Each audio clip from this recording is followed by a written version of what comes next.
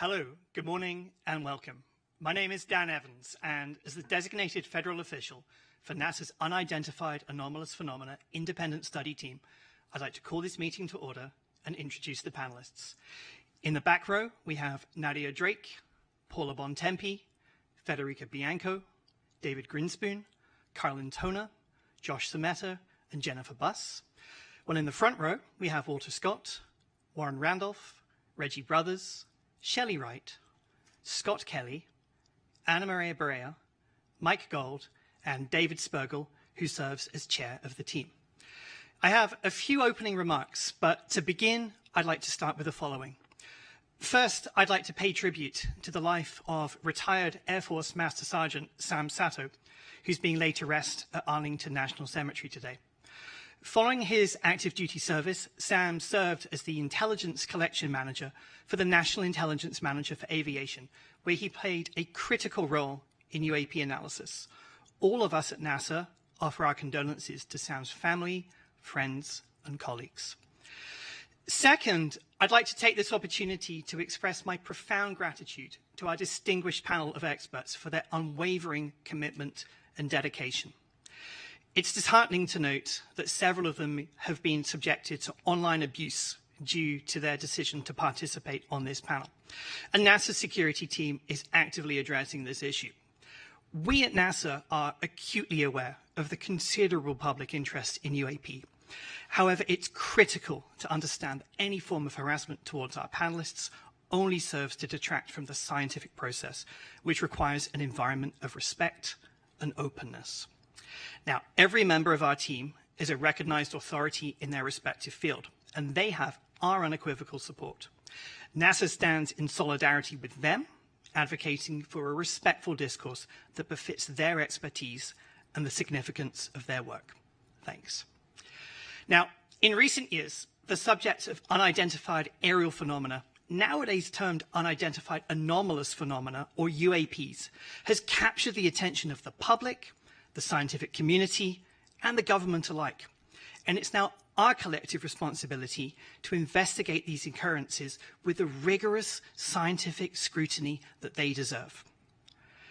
NASA Administrator Senator Bill Nelson believes that understanding UAPs is vital for several reasons, which is why he directed this study.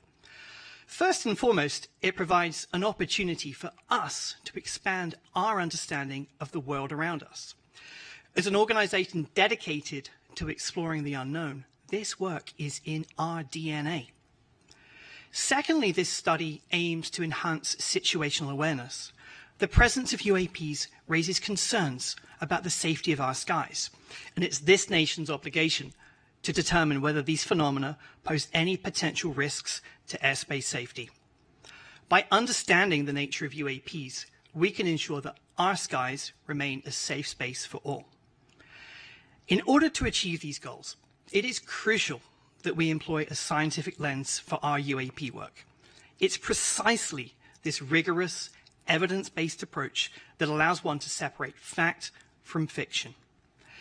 This team is comprised of experts from various disciplines, which allows them to approach this work from multiple perspectives. And we have greatly benefited from that collective expertise. Now, why do we value a scientific approach? It's because science is built on evidence. It thrives on scrutiny. It demands reproducibility, and above all, objectivity. When we approach UAPs from a scientific perspective, we do not come in with an agenda. We come in needing a roadmap. Indeed, the primary objective of this incredible team of experts is not to go back and look at grainy footage of UAPs, but rather to give us a roadmap to guide us for future analysis. And this is the very scientific method that NASA holds true to its heart.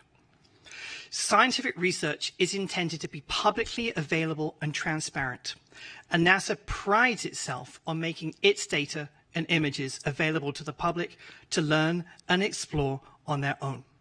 By holding public meetings like this one, we aim for open and honest dialogue with the public. We recognize that public interest in UAPs is high and that the demand for answers is strong.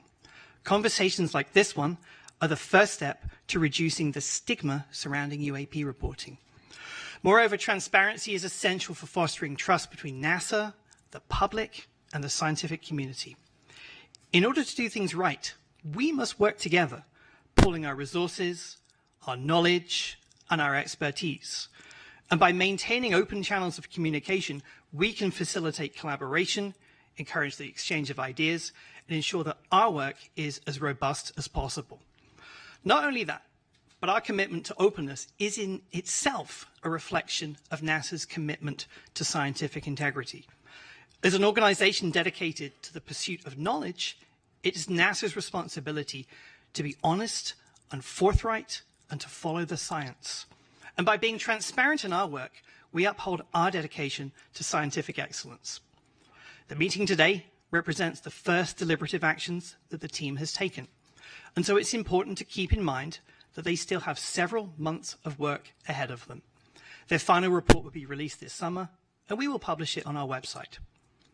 NASA believes that the study of unidentified anomalous phenomena represents an exciting step forward in our quest to uncover the mysteries of the world around us. By embracing a scientific lens, we ensure that our work is rigorous and reliable. And by valuing transparency and openness, we can foster trust and collaboration with the public. Simply put, this is why we do what we do. Now, before I introduce Nikki, there are a few administrative matters to attend to. Firstly, the Unidentified Anomalous Phenomena Independent Study Team has been established in accordance with the Federal Advisory Committee Act, known as FACO. Its parent committee is the Earth Science Advisory Committees. As such, this group does not report to the government. It reports to the Earth Science Advisory Committee, who will debate the recommendations and formally transmit this team's report to the government. Next, our deliberative committee meetings, such as this one, are open to the public. And also, after this panel was convened, the National Defense Authorization Act, known as the NDAA, changed the A in UAP to be anomalous. Accordingly, this panel's remit was expanded to encompass not just aerial UAP. However, the majority of UAP sightings to date have been in the aerial domain. So it's fair to say that this panel's focus is on the aerial aspect of anomalous. Now, in compliance with the FACO federal statute, formal minutes have been taken throughout the meeting today, and these meetings and these minutes are for the public record, and hence all presentations and discussions and comments by the committee members should be considered to be on the record. Each member of this UAP study team has been appointed because of their specific subject matter expertise as individuals, and hence each member is subject to federal ethics laws. This category of appointment is called Special Government Employees, or SGEs, for our non-government members, and our two federal employees serve as regular government employees, known as RGEs. Now, to the panel. All members on this committee should remember to recuse themselves if a topic comes up in which you have a potential conflict of interest between your financial interests, including those of your employer, and matters that we're discussing. And then finally, panel, if you have any ethics questions, please see me separately, and if needed, I'll put you in contact with a NASA ethics attorney. Thanks for bearing with me. I'd now like to turn to the amazing Dr. Nikki Fox, Associate Administrator for NASA's Science Mission Directorate. Over to you, Nikki.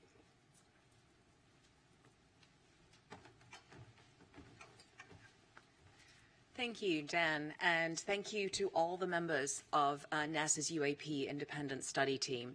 Your selfless dedication to the pursuit of knowledge is just so commendable. And I want to thank you, the audience, for tuning in today to watch our first deliberative meeting of NASA's Independent Study Team on evaluating and categorizing unidentified anomalous phenomena. Before I begin, though, I really do want to double down on Dan's words that it is really disheartening to hear of the harassment that our panelists have faced online, all because they're studying this topic. NASA stands behind our panelists, and we do not tolerate abuse. Harassment only leads to further stigmatization of the UAP field, significantly hindering the scientific progress and discouraging others to study this important subject matter. Your harassment also obstructs the public's right to knowledge. Our panelists are leading experts in the scientific, aeronautics, and data analytics communities. We are very lucky to have them on board to share their invaluable insights to inform NASA on what possible data could be collected in the future and how it can be collected to help us better understand the nature of UAP. The UAP independent study was commissioned to create a roadmap on how to use the tools of science to evaluate and categorize the nature of UAPs going forward. This roadmap, of course, will help the federal government obtain usable data to explain the nature of future UAPs. Transparency, openness, and scientific integrity are pinnacle to NASA's mission. They're at the forefront of this public meeting and have been throughout the team's 7 months on this study. As Dan noted, this is a working meeting, and so the public will have the incredible opportunity to witness the process of science in action. At NASA, we lead the world in exploration and are committed to rigorous scientific inquiry. The nature of science is to better understand the unknown, and to do that, our scientists need data. Right now, there is very limited number of high-quality observations and data curation of UAP.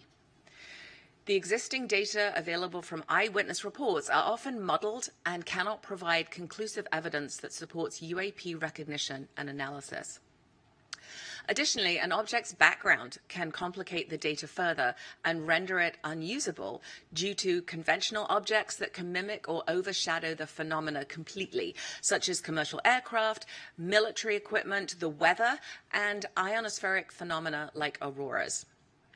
This lack of high-quality data make it impossible to draw scientific conclusions on the nature of UAP. Now, this team has used unclassified data from civilian government entities, commercial data, and data from other sources to inform their recommendations. And as Dan noted, they will be published in a public report that comes out this summer. I want to emphasize that there is really great benefit to studying unclassified data rather than classified data for this study. First, unidentified anomalous phenomena sightings themselves are not classified. It's often the sensor platform that is classified. And you can kind of think of it, if a fighter jet took a picture of the Statue of Liberty, then that image would be classified, not because of the subject in the picture, but because of the sensors on the plane. Second, unclassified data make it possible for our team to communicate openly to advance our understanding of UAP, not only with each other, but across the scientific community and to the public. This ensures a clear and transparent pipeline of information that can be built upon through generations to expand our understanding. This study relies on open data. Everything we use at NASA is open, and anyone can look at these records. So I invite you to visit our open data portal at data.nasa.gov to comb through our tens of thousands of data sets that are free and fully accessible to the public. Additionally, please check out data.gov/open/data for a great overview of where you can find the archives for our science and mission data sites. I am very, very much looking forward to hearing the deliberations put forth today from our distinguished panel of experts. Thank you so much for being here. Thank you, Dr. Fox. Before you go, I just want to open up to questions. Let me start with a question on this on the NASA data. I think one of the important things that we'll be looking at with other data sets and events is the data is not very well calibrated. Can you say just a little bit about how NASA goes through calibrating some of its Earth science data? Oh, yes. We very, very rigorous Earth science. I mean, all of our data sets, not just Earth science, go through extremely rigorous calibration. We don't release anything until it's really perfect. I mean, we have quick look data that is marked as quick look data. So, you know, you can use it to get preliminary findings, but wait for the really nicely cleaned up data. So a lot of rigorous protocol in putting out our data to make sure it is perfect. Do we have any other questions from the panel? All right. Thank you so much. Okay. Over to you.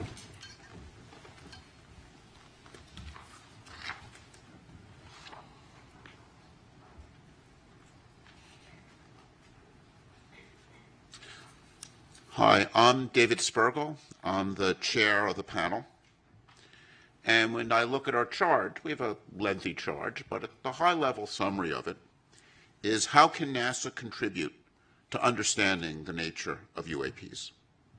And our role here is not to resolve the nature of these events, but rather to give NASA guidance, to provide a roadmap of how it can contribute in this area. After my opening remarks, we'll hear from Sean Kirkpatrick from the AARO, and it's the AARO that's charged with leading the whole-of-government UAP effort. And they've already issued some preliminary reports on some of the events. NASA's role is to use its unique capabilities and its role as a civilian agency interacting with the scientific community in an open and transparent manner. And, as Dr. Fox emphasized, the Defense and Intelligence Agency data on UAP are often classified primarily because of how the data is collected, not because what's in the data. If a camera on an F-35 took a picture of a bird, it's classified.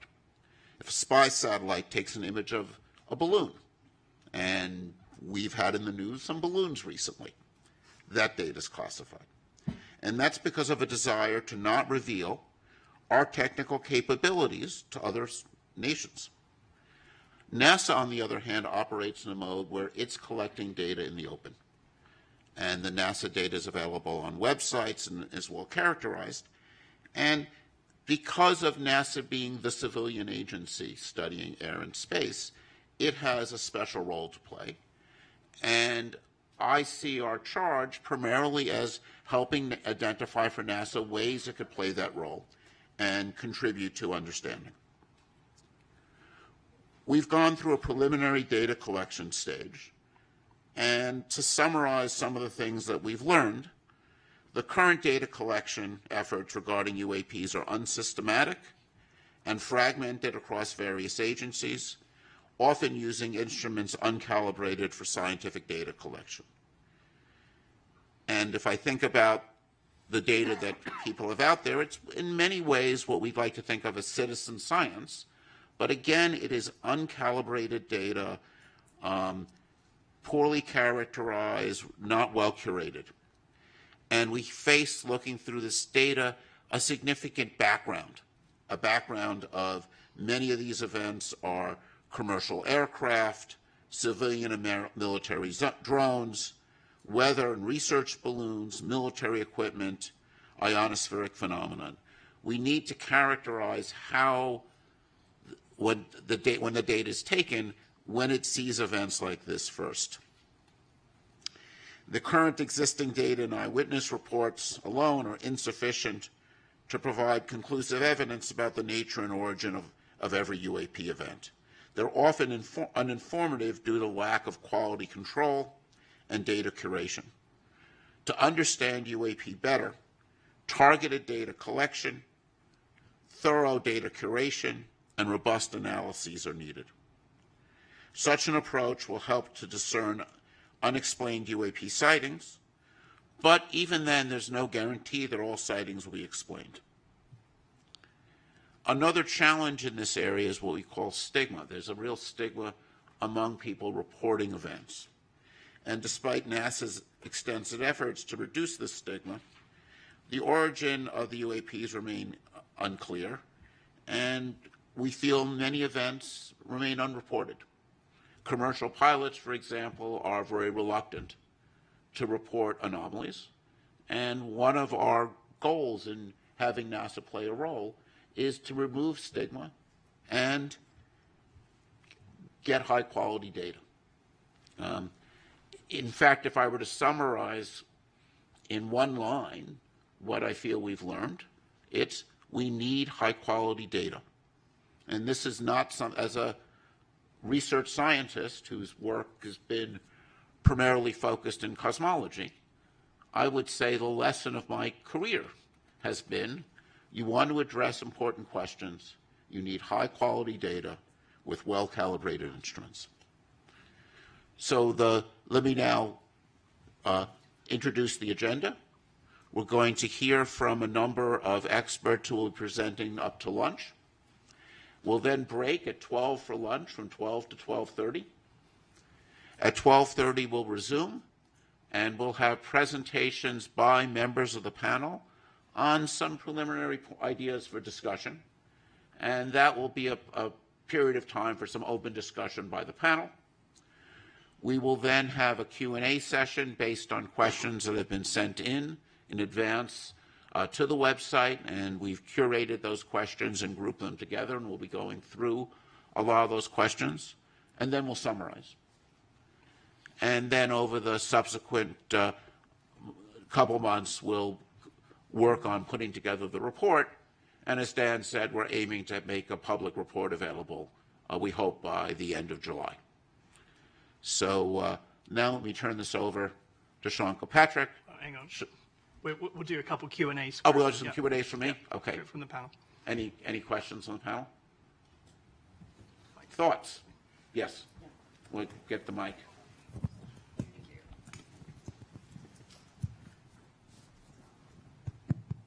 Yeah. So one of the things I think Dr. Fox said was looking at the release of data, very important for our study, when it's high quality. And you have also commented that data are not always perfect when we're doing certain studies. I wonder if you could shed some light on the difference between the application of certain data to certain scientific challenges.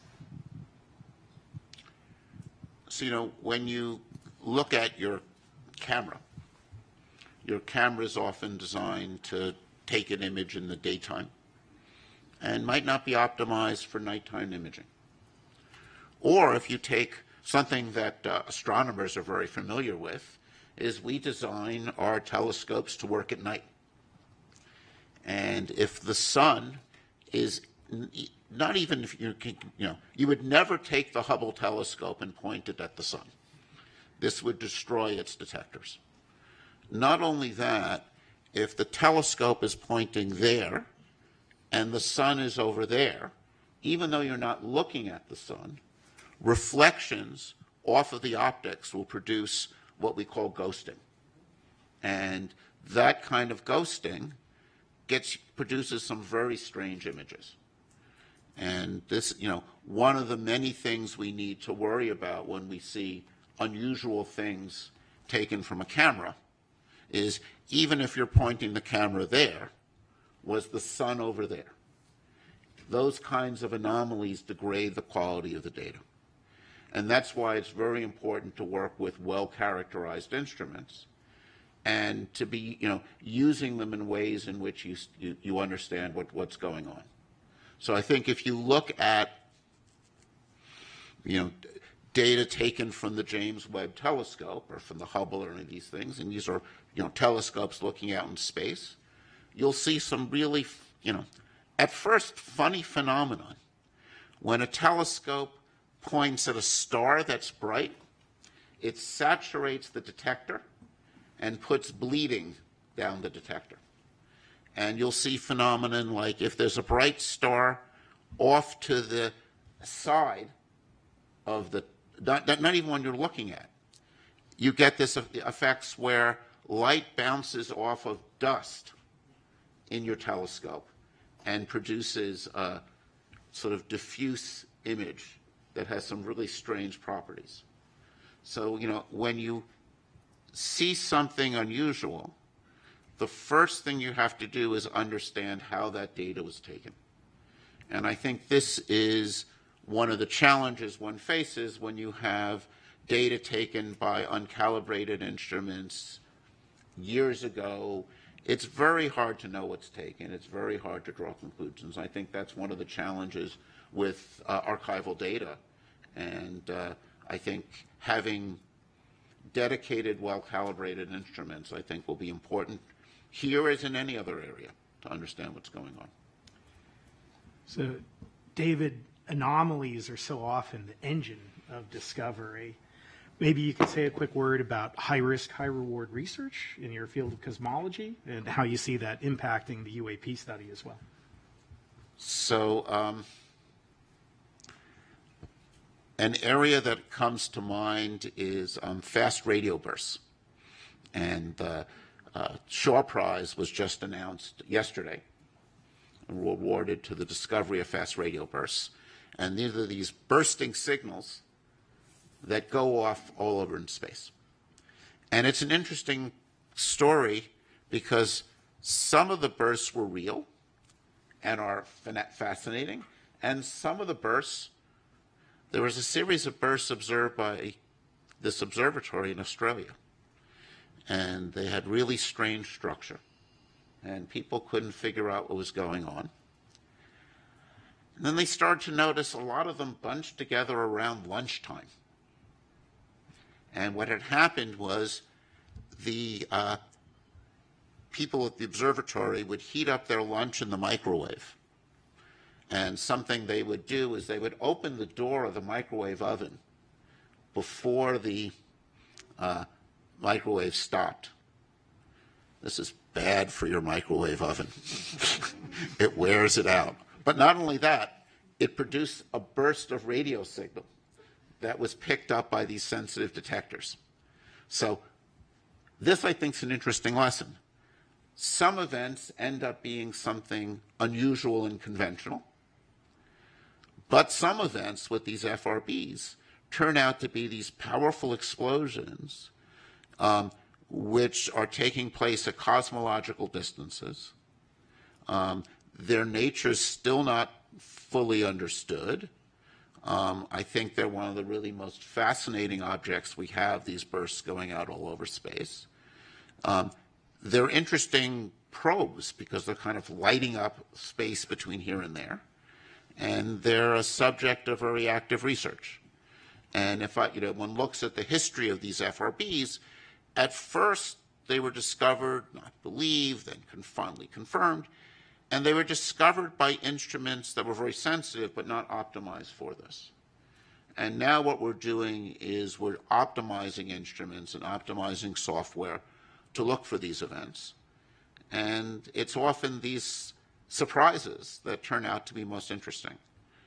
And, there are phenomena like sprites, which you can think of as upward-going lightning, which were seen by commercial pilots and somewhat not believed, right? Because they were very strange. And it was really only when we were able to take very high-speed imaging data, data taken often from places like the space station, that we were able to see that and learn about these fascinating ionospheric phenomena. So it's surprises are really interesting. I mean, I think this is one of the fascinating things about the UAP phenomenon. If it's something that's anomalous, that makes it interesting and worthy of study. Other questions? Great. So now let me turn over to Sean.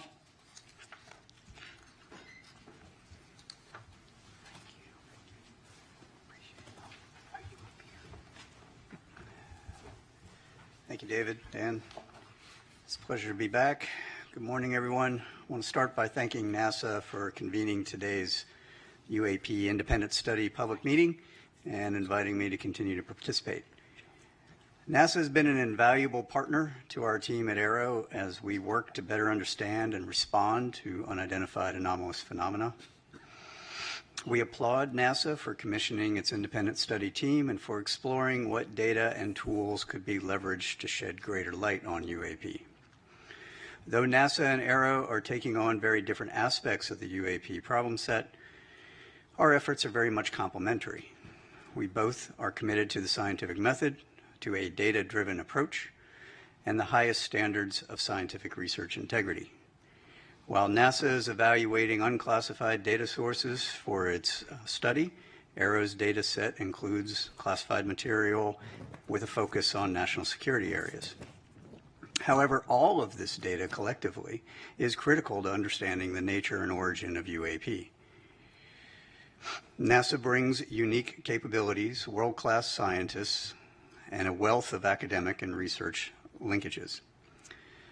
NASA also has access to Earth sensing satellites, radiological sensors, tools for gravitational wave, geomagnetic wave detection, and means for analyzing open source and crowdsourced data that may assist both AARO and NASA in their UAP efforts. We are very grateful for the partnership and welcome the opportunity to join with NASA to share our collective findings with the public as the U.S. government moves towards greater transparency on this issue.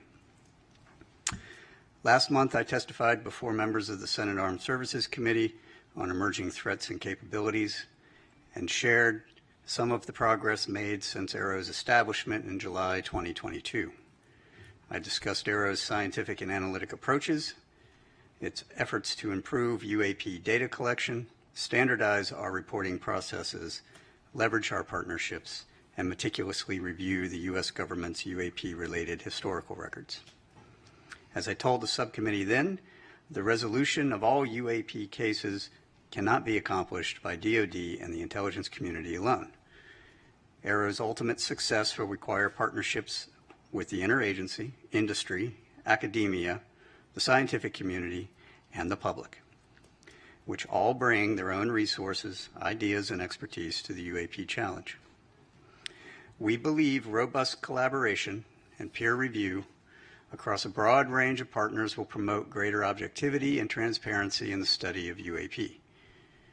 Of course, NASA's UAP independent study team was convened very much in that spirit. I also emphasized to Congress that only a very small percentage of UAP reports display signatures that could reasonably be described as anomalous.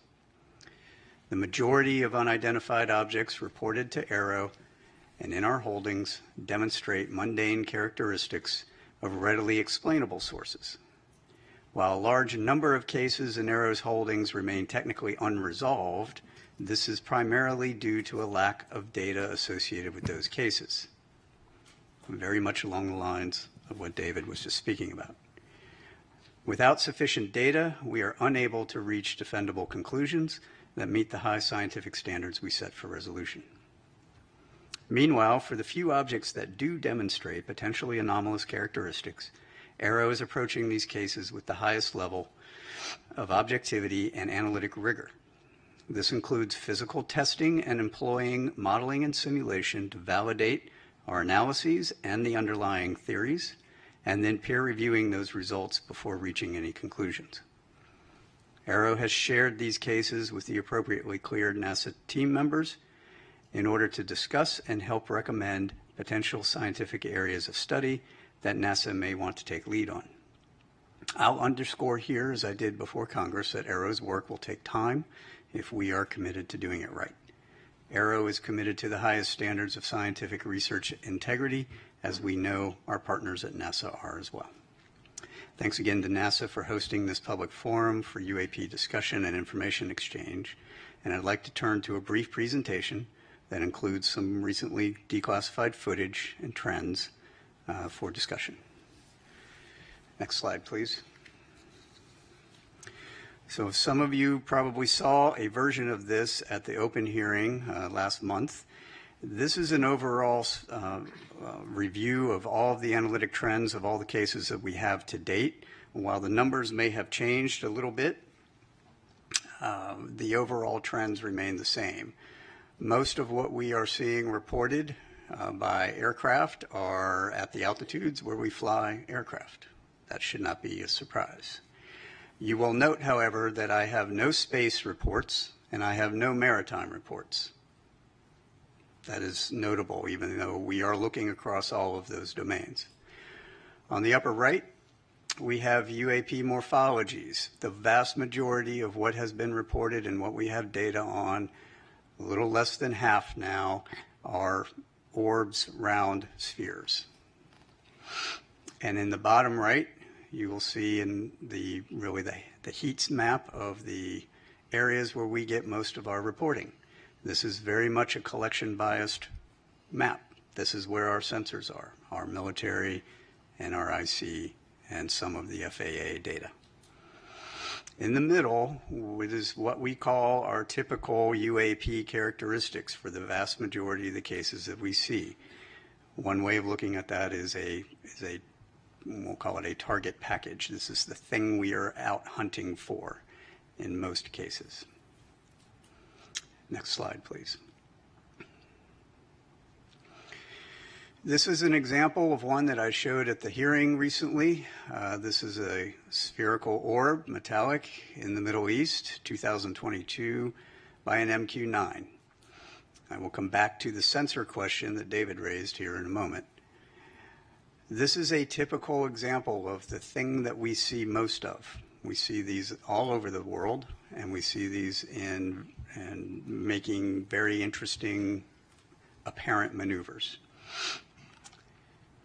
This one in particular, however, I would point out, demonstrated no enigmatic technical capabilities and was no threat to airborne safety.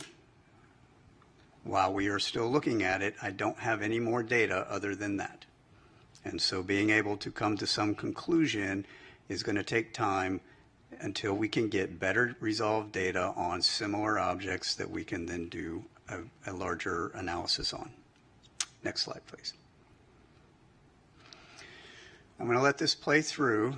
This is a newly released video. You'll notice there are two dots moving back and forth. There is a plane at the bottom that's moving across the screen, and now there are three dots moving back and forth. The moving back and forth is from the sensor and the platform that's collecting it. This is a P3 on a training mission in the Western United States. They picked these up and they tried to intercept and was unable to intercept them. Apart from that motion, and you'll see a little bit of defocusing from the sensor itself, there is no other oddity about this, except for the fact that they couldn't catch them. The reason they couldn't catch them is because after further analysis, it was shown that those objects were actually much farther away from the P3 than they thought.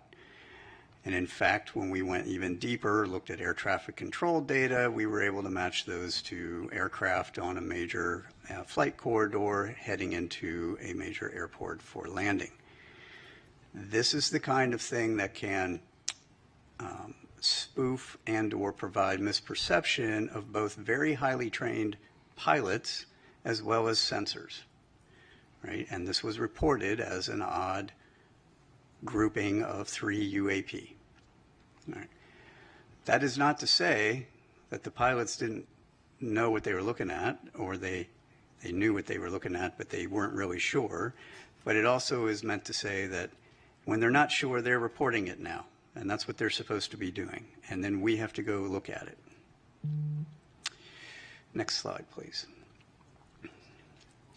That brings us to really what is AARO doing in the science and technical realm. So this is one of those areas that I'm going to expound a little bit more on than we did in the last hearings.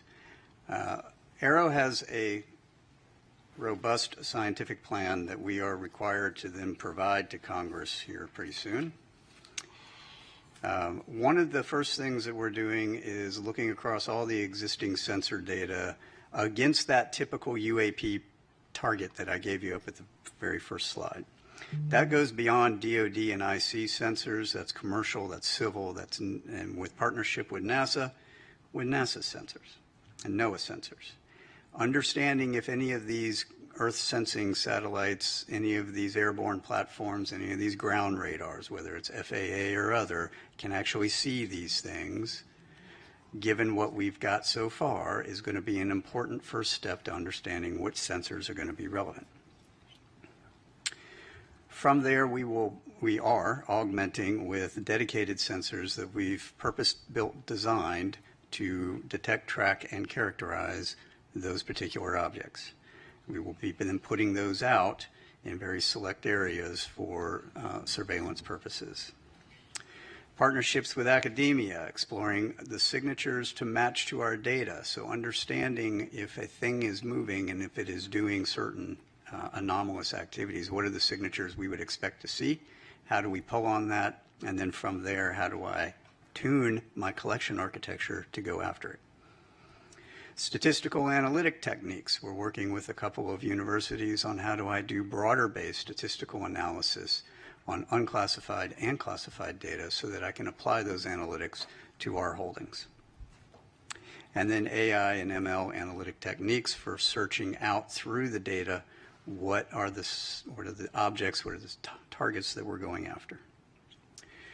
We have partnerships with both DoD and DOE labs to explore our current state-of-the-art fundamental physics of UAP observations, both current and historical. In other words, if I have objects, those few that are doing some things that are anomalous, what is our current understanding of maneuverability, speed, signature management, propulsion? What are those underlying signatures that we would expect to see, and how do I then pull on that? Our interagency and allied partnerships for calibration of our capabilities. This is exactly what David was pointing at. A vast majority of what we have reported to us are DoD sensors. DoD sensors are not scientific sensors. They are not intelligence community sensors. Believe it or not, intelligence community sensors are very close to scientific sensors. They are calibrated, they are high precision, they are everything you'd ever want to know about a thing. DoD sensors have one purpose. They are to identify an object that is known and put a weapon on it. That is what they're for, right, predominantly. So understanding how do you calibrate those against these known objects? How do I fly an F-35 against a weather balloon at different speeds and different altitudes and different sun conditions and different lighting conditions and heating conditions? Those are all important measurements that need to be done, and we are in process of doing that right now. That table on the right is a very simplified version of our entire test matrix, which you would not be able to fit on 3 of these slides against all of our sensors across all of those phenomenologies. That will be useful in order to then train our operators, pilots, and sensors against the known objects. And then finally, our pattern of life analysis. This is essentially baselining what is normal. I have all these hotspot areas, but we only have hotspot areas because that's when the reports come in from the operators that are operating at that time. They don't operate all the time. So to have a 24/7 collection monitoring campaign in some of these areas for 3 months at a time is going to be necessary in order to measure out what is normal. Then I'll know what is not normal, right, when we have additional things that come through those spaces.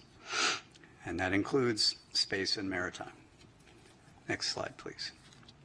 Which brings me to some of my recommendations for the panel and their consideration and deliberation. Some of these we're going to be exploring with our new NASA embed, whom I'm happy to be welcoming on pretty soon, who's going to help us in our scientific plan. Crowdsourcing unclassified open source data. This is where, some of the public can be helpful. Imagery from an iPhone is generally not helpful unless you are right up on whatever it is you're looking at. However, some of the ancillary data that your iPhone provides, from location to speed to other phenomenologies, and more than one of those can be very helpful. Right? Large-scale, ground-based scientific instrumentation. Evaluating how can I use some of these other instruments for detection. The FRB example was perfect, right?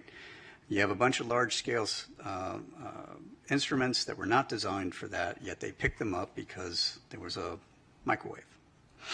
Well, we have a surrogate target package of what we think these things are, at least from what we've got reported to us. That was in the front slide.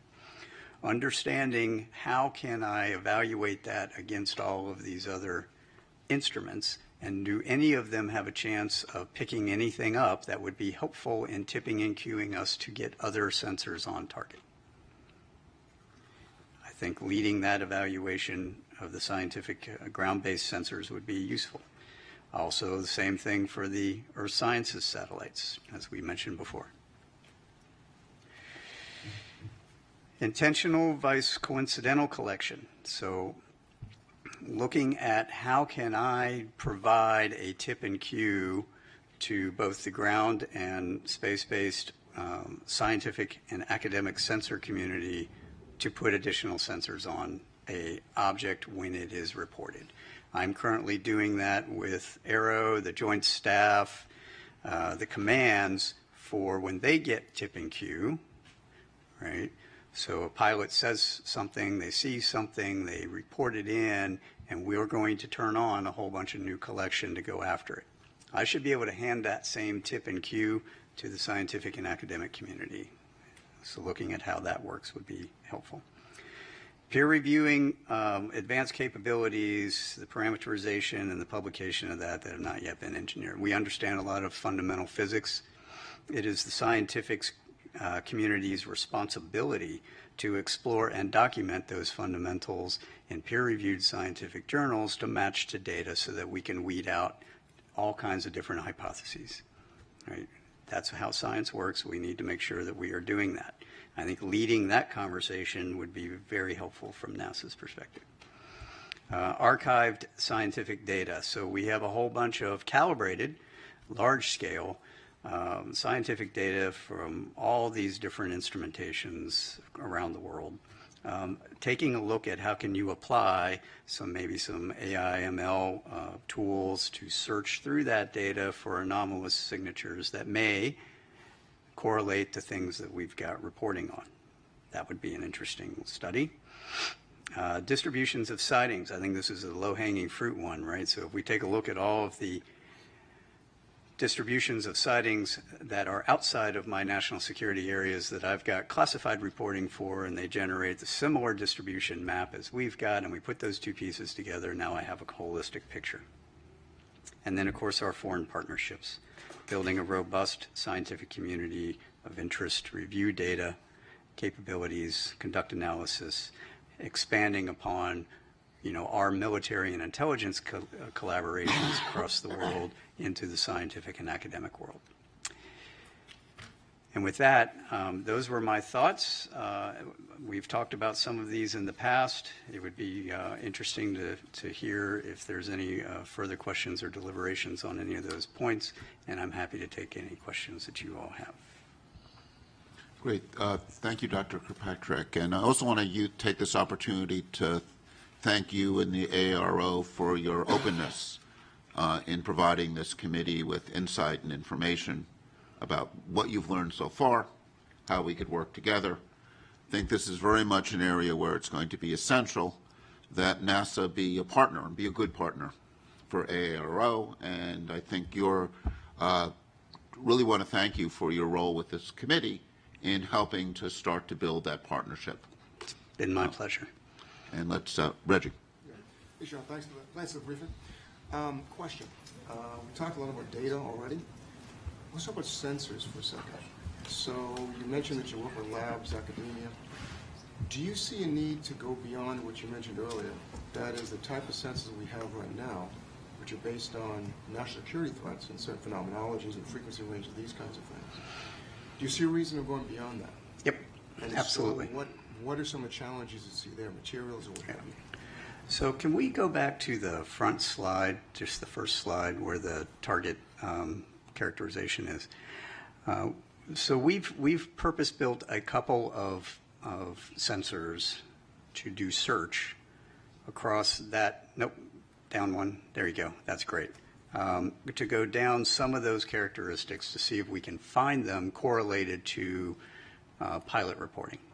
All right. Some of those are initially, this is going to be, I'm going to say this is a bootstrap method, right? We're doing a broad spectrum search across very few indicators that we can point to that will enable us to get a little bit more data, refine that, narrow those sensors and go from there.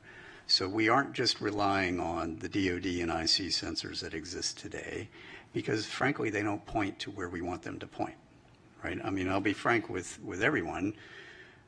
We can point the largest collection apparatus in the entire globe at any point we want. You just have to tell me where I want to point it. The second piece of that is a lot of what we have is is around the continental United States. Most people, including the government, don't like it when I point our entire collection apparatus to your backyard, right? It's not allowed.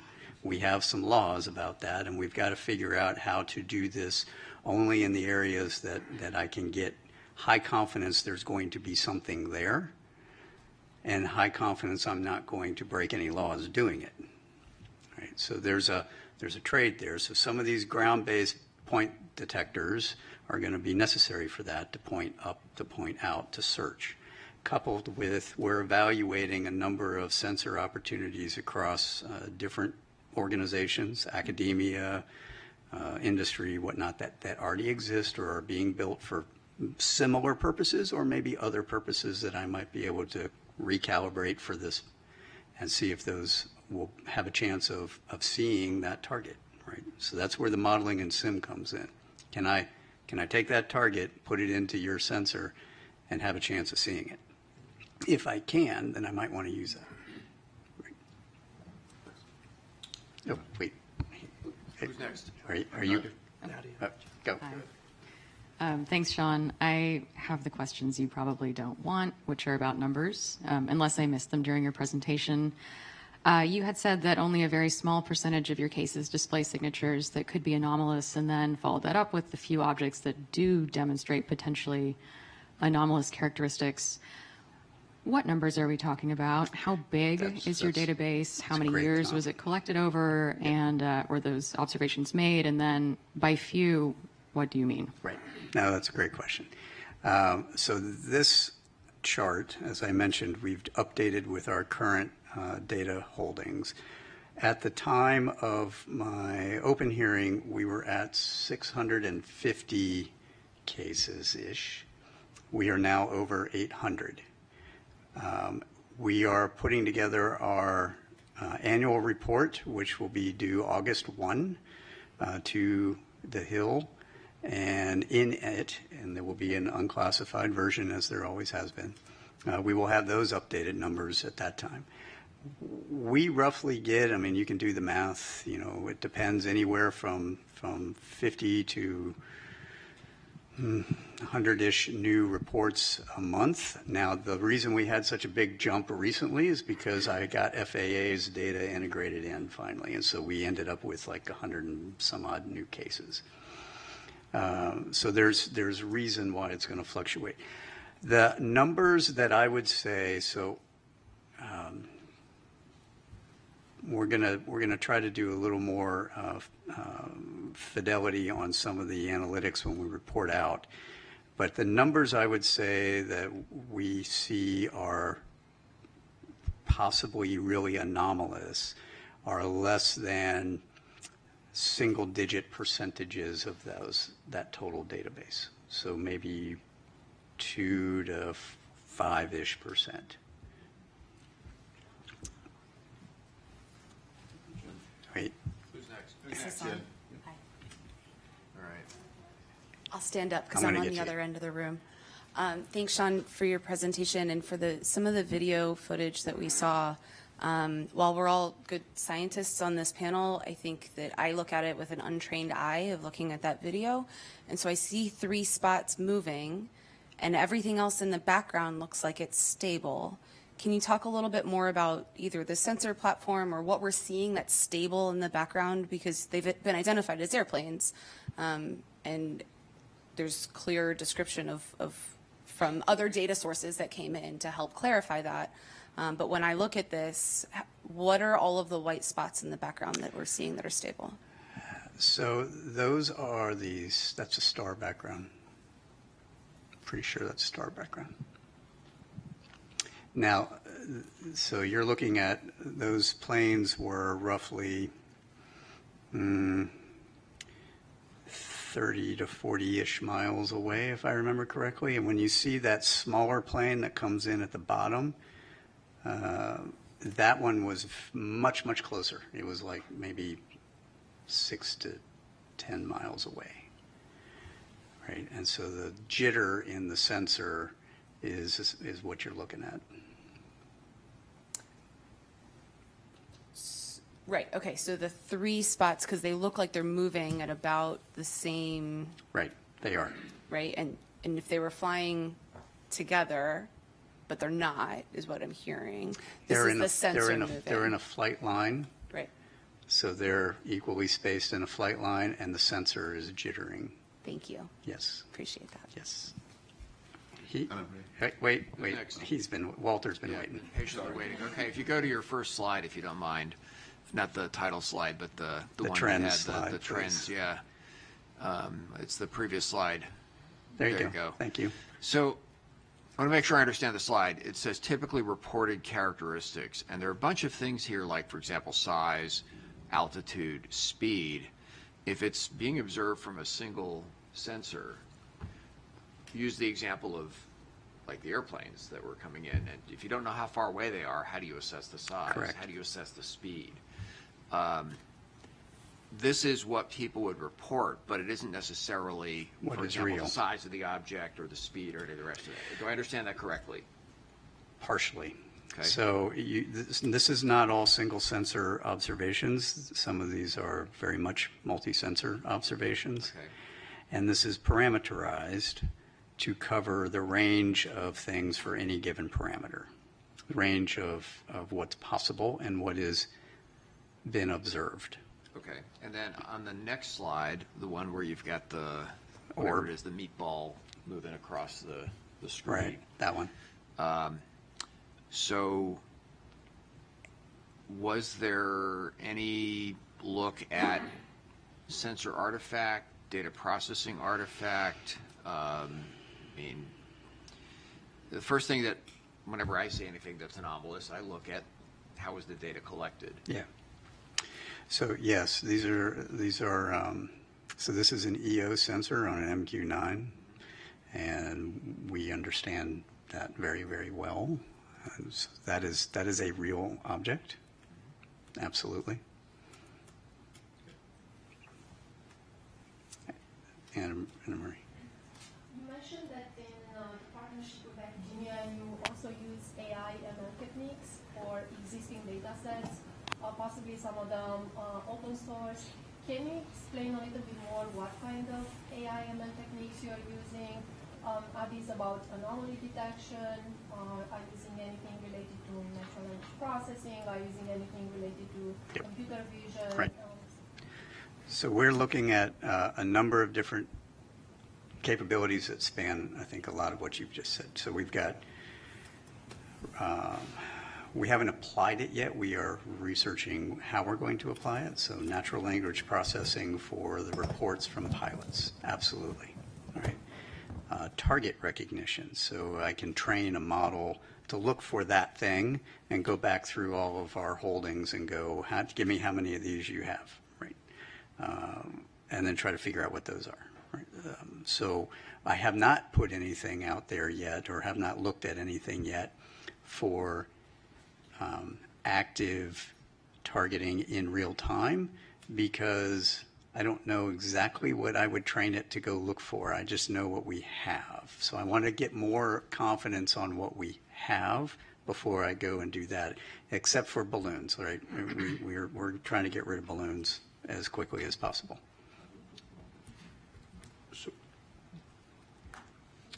So, Sean, I just wanted to begin by thanking you for your service to this nation, this committee. You don't exactly have the easiest job in Washington. So No, I do not. appreciate it. I'm glad you recognize that. Yes, we certainly do. I also want to commend you noting the international partnerships. Spain just signed the Artemis Accords yesterday, increasing the membership to 25. I think that's a global partnership that you could leverage. Only 170 more countries to go, NASA, before we have everyone signed up. I just have two questions. One, relative to what Nadia was asking you about the number of anomalous phenomena. What makes it anomalous in your view? What is the phenomenology where you're pulling those cases out and saying this is truly unexplained? And then my second question would be relative to the stigma. How damaging is that in your view? And what in particular do you think NASA can do to help remedy the situation? Those are great questions. I'm going to take the second one first because I know we're getting short on time. the stigma has improved significantly over the years since the Navy first took this on some years ago. It is not gone, and in fact, I would argue the stigma exists inside the leadership of all of our buildings, right, wherever that is. My team and I have also been subject to lots of harassment, especially coming out of my last hearing, because people don't understand the scientific method and why we have to do the things we have to do. Right? And because we can't just come out and say, you know, the greatest thing that could happen to me is I could come out and say, hey, I know where all these things are. Here you go. Right? But I don't. Right? And it's going to take us time to research all that. People want answers now, and so they're actually feeding the stigma by exhibiting that kind of behavior to all of us. Right? That is a bad thing. Where can NASA help? I made that recommendation on NASA should lead the scientific discourse. We need to elevate this conversation. Right? We need to have this conversation in an open environment like this where we aren't going to get harassed. Because this is a hard problem. It is a hard target problem. We need to understand what is the things that are in all of our domains, space or air or undersea, and how do we make sense of that? Right. Your first question on what makes it anomalous to me, we actually developed some definitions on all of these things. We gave it both to the White House and to Congress. I think we've got some of that into law now, but essentially anomalous is anything that is not readily understandable by the operator or the sensor. Right? So it is doing something weird, whether that's maneuvering against the wind at Mach 2 with no apparent propulsion, or it's going into the water, which we have shown is not the case. That is actually a sensor anomaly that we've now figured out, and we're going to be publishing all of that. You know, those kinds of things make anomalous. Signature, we'll call it signature management, but it's things that are not readily understandable in the context of, hey, I've got a thing that's out in the light. It should reflect a certain amount of light. If it doesn't reflect that amount of light, something weird. I think we have time for one last question. Sean, you recommended foreign partnership with NASA. I'm curious, especially given your map, have you, as AARO, partnered with international agencies, and is there ways for reporting to your? Mm-hmm. So that's a great question. I want to expound on that just a little bit. So I have just held our first Five Eyes forum on this subject last week, I think it was, or earlier this week. I don't know. Dan was there, and we have, we've entered into discussions with our partners on data sharing. How do they do reporting? What kind of analysis can they help us with? What kind of calibration can they help us with? What can we help them with? And we're establishing all of that right now. And they're going to end up, sending their information and data to us to feed into the process that we've laid out for how we're going to do all of this. Beyond that, I have not had either the time or the bandwidth to do, and that's why I would look to NASA to expand the scientific and academic relationships that they have across all of our allies and partners on how can we bring them into the fold. That's where I think there's a lot of benefit to NASA taking lead on that. Great. Thank you. But one just clarifications for people who don't know, what are the Five Eyes? Oh, I'm sorry. For those of you that aren't familiar with the Five Eyes, those are that's the UK, Canada, Australia, New Zealand, and the United States. So those are the 5 partners. Terrific. So thank you very much. Thank you.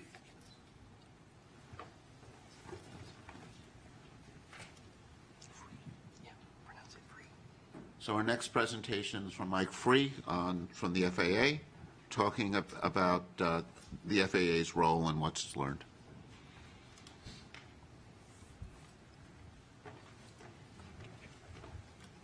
Would like to thank the panel for the opportunity to come and give an overview of the FAA and some data points around the FAA's mission, the data the FAA provides to provide the framing of what are the surveillance systems that we can bring to bear, or there's data around those sensors, as well as to frame the limitations of those. I know Sean talked about some of the data points that are used and being integrated, so hopefully this will give you an overview of the FAA's mission as well as those data points. Next slide, please. So the FAA's mission is quite large and complex. By a factor of 2, we operate more commercial aircraft than any other country. I think we're second only to Australia in total airspace, but largely because Australia has a very large oceanic volume that they're responsible for managing. So it is a very complex, very large national airspace system. We have over 14,000 controllers, 520 air traffic control towers, which are located at the highest density of airports, and I'll refer to those as towers in subsequent slides. We have 147 what we call terminal radar approach controls, or TRACONs, and those are manned control facilities at the high and medium density airports around the nation, as well as 21 air route traffic control centers, which manage the control of air traffic in the en route environment. There's over 19,000 airports, over 5,000 of those are associated public airports, with the remaining 14,000 plus private airports. Next slide, please. So the FAA's mission is primarily around safe and efficient control of manned aircraft. That has been our historical mission, and it remains our primary mission. Certainly as we talk about new entrants with UASs and advanced air mobility and some of those things, there will be an evolution of the FAA's mission to include safe operation of the NAS with those new entrants. But the architecture and design of the NAS is geared around safe and efficient control of aircraft and manned aircraft. Certainly the commercial aspect, the commercial flights are a primary focus of the agency. We certainly support general aviation and flights as well. But again, our mission is around manned aircraft and safe and efficient operation of those. By the numbers, over 16 million flights yearly, 5,400 flights at peak at the peak time of any given day, 45,000 daily flights, 25 million GA flight hours per year. A very large, very complex operation that we're responsible for managing. We certainly provide a significant contribution to that service to the nation in the form of product toward a GDP. Next slide. So as we get into the discussion of surveillance services, I want to provide a little bit of framework around the categorization of our surveillance services, and we primarily break those into two bodies. The cooperative surveillance, which is defined by a sensor that's avionics or equipment on board the aircraft that works in conjunction with ground-based sensors. The non-cooperative surveillance is independent. This is basically the classic radar. RF energy is transmitted out, reflects off the target, and we receive that signal, and from that return we can determine where that aircraft is. Typically these cooperative and non-cooperative sensors are co-located together, the cooperative mounted on top of the non-cooperative radar. So from a data perspective, I think in this panel, in this study, I think that the cooperative sensors, those are neither unknown or anomalous. So for the purposes of this briefing or the rest of this briefing, I'm going to focus on the non-cooperative aspect. Next slide, please. So again, from the standpoint of the mission of the FAA, around it, again, is primarily around manned aircraft, and I think that serves as an important framework for the data points and the type of data that we can bring to bear for this panel. So we break our systems and the design of the systems into different types of systems. So we have short-range radars, which are typically located at the high and medium density airports. And those operate from a range, they have a detection range of between 40 and 60 miles and an altitude detection capability of about 24,000 feet. The long-range radar systems have a detection range of 2 to 250 nautical miles with altitude detection up to 100,000 feet. So that provides the basic the framework for those. I will mention the Automatic Dependent Surveillance Broadcast, or ADS-B, only from a context that does serve as a primary data source and a preferred data source for the management of the airspace system, but it is a cooperative system, and for the purposes of the next slides as I get into the discussion of the coverage and the type of detection for those non-cooperative targets, it is not considered as part of those. And also surface surveillance is also something that we provide, but again, for the purpose of the study, I only include those for just a completeness perspective. The one final point, as I talk about manned aircraft and primary mission for the drones and balloons and things of that nature, their basic premise is to operate on a not to interfere basis, that they are not to interfere with manned operations, and that's a fundamental aspect as we talk to the data and what we can and can detect with respect to those non-manned systems. Next slide, please. Realizing this is an eye chart, I wanted to provide just a graphical or pictorial depiction of where our sensors are located. The green, blue, and pink balloons, if you will, represent our short-range radars. Those are located at airports. Those are where those are sited. The two reddish balloons, they have letters in them, a 4 and a C. Those represent our long-range radars, the ARSR 4s and CARSR systems that are used in the context of both from an air traffic control perspective as well as for a national defense and homeland security mission.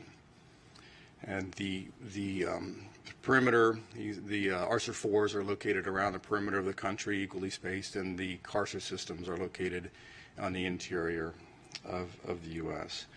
I will point out that this only depicts the CONUS. There are systems, ATC, both short-range and long-range systems, Hawaii, Alaska, and Caribbean. Those are not depicted here. I didn't think they were necessary for the purpose of understanding the surveillance.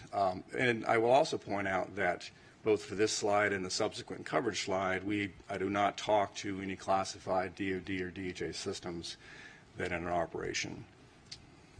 Okay, next slide, please.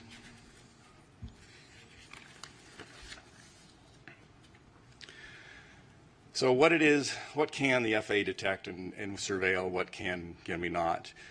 This slide gives you a by altitude slice of what it is that we can detect. So if you look at the square that's labeled 1,000-foot AGL, that depicts by sensor for an aircraft that is 1,000 feet in altitude, what is the range at which we can detect that aircraft. And so on, as you get higher in altitude, or higher in altitude, you can detect it at further range. And that's basically a phenomenon of the curvature of the Earth and the line of sight aspect of these radar systems. So pretty good coverage across the U.S. at 10,000 feet and above. This is a mathematical model based of a pure line of sight as well as some geographical screening. As you can see in the western part of the U.S., there is screening due to the mountains and those sensors. Need to take a little bit of time and talk about the nature of the targets. These line of sight models represent an input of a target that is 1 square meter. So think of a sphere of 1 meter in diameter. That's the assumption that goes into these models. So if you think about that in the context of other forms or aircraft, A fourth generation F-15 or F-18 is in the proximity of about 1 square meter, perhaps a little bit larger. A large airliner is perhaps 100 square meters. A small UAS is perhaps a 0.01 square meter. So the range of these detections, or the size and the ability to detect these targets from an F-15 large airliner, 100 times larger in size, a drone 100 times smaller in size. So the detection and the surveillance capability really largely depends in part to the target that we're talking about and the ability to surveil that target. All right, next slide. So I do include this ADS-B coverage slide just to give a context of, from a cooperative perspective, there is very good coverage across the U.S. to 1,500 feet above ground level. So this provides a context of when we look at the data and start getting into discussion of what it is we can detect. This will certainly be, for those cooperative aircraft that have ADS-B, we could certainly detect those to a pretty low altitude across the U.S. All right, a couple of data points. I think I know Sean certainly talked about some of the data points, and I can provide a little bit of insight from an FAA perspective. Drones are a pretty significant challenge. There's 880,000 registered drones in the U.S. Small drones, I should say, Part 107 drones. Many tens of thousands of those are operated on a daily basis by commercial operators. It's not clear how many private drone operators are taking their drone up for a quick flight. But as I said earlier, those are regulated they're regulated to operate below 400 feet in altitude. So again, it's the drone aspect is for those small drones in particular, and as well as all classes of drones. There are regulatory restrictions to where they can and cannot fly, basically avoiding and not interfering with manned aircraft operations. Second data point, we talked about balloons. The Weather Service, we know on 92 weather stations that release balloons twice a day. At 6 a.m. and 0000 Zulu and 1200 Zulu. Typically 2-hour duration. They fly up to 100,000 feet where the envelope bursts and then the payload descends back to Earth. So certainly, at least 184 balloon flights daily in the NAS. Not to consider universities and hobbyist balloons that may be launched, but those are typically small in size. And finally, Sean did talk about UAPs and FAA data. A couple of data points that we do report. There is a process by which air traffic controllers can report UAP sightings or events. Historically, those have been in the range of about 3 to 5 reports per month that have been reported. We did see an uptick of reports in August of 22 that went up to about 8 to 10, perhaps due to Starlink launches. And finally, with the Chinese weather or the Chinese balloon incident in February, we did see a significant uptick, and there's like 68 UAP reports that started in February, and we've seen a large number, subsequent to that. I think that's all I had. Any questions? Do you want to take the question? It's easy. Actually, you can choose the questioners. It's easy from your angle than from mine. All right, Walter. Yeah, so two questions about the radar data coverage. First one is, do you retain any of the data, or is it just cycled over as? There is a retention, long-term retention of data. I can't recall exactly how long we retain that. There's certainly a requirement from a retention from a legal perspective. Yeah, exactly. But I do know there is some periodicity measured in a term of months. Is it retained in terms of like the raw radar, or is some processed form of data that's retained? I believe it's a processed form of data that is what was displayed on the, whether it's an en route ERAM system or the STAR system. And then the other question is for the radars, are they operated in any sort of a tasked mode, or are they constant search mode? The current systems in our inventory, just they're fixed face, and they just rotate at either 12 RPM or 5 RPM, depending on whether it's an en route or a terminal surveillance requirement. All right, next question. Yes. Forgive me if you mentioned this earlier. You said, like, I think you said 3 to 5 reports per month. Per month. Out of how many? That is 3 to 5 reports per month for all of the controllers in all of the U.S. So there's a process by which if they see something and they want to report that, they can go to report that to the den, we call it, but report, hey, I saw something, I don't know what it was.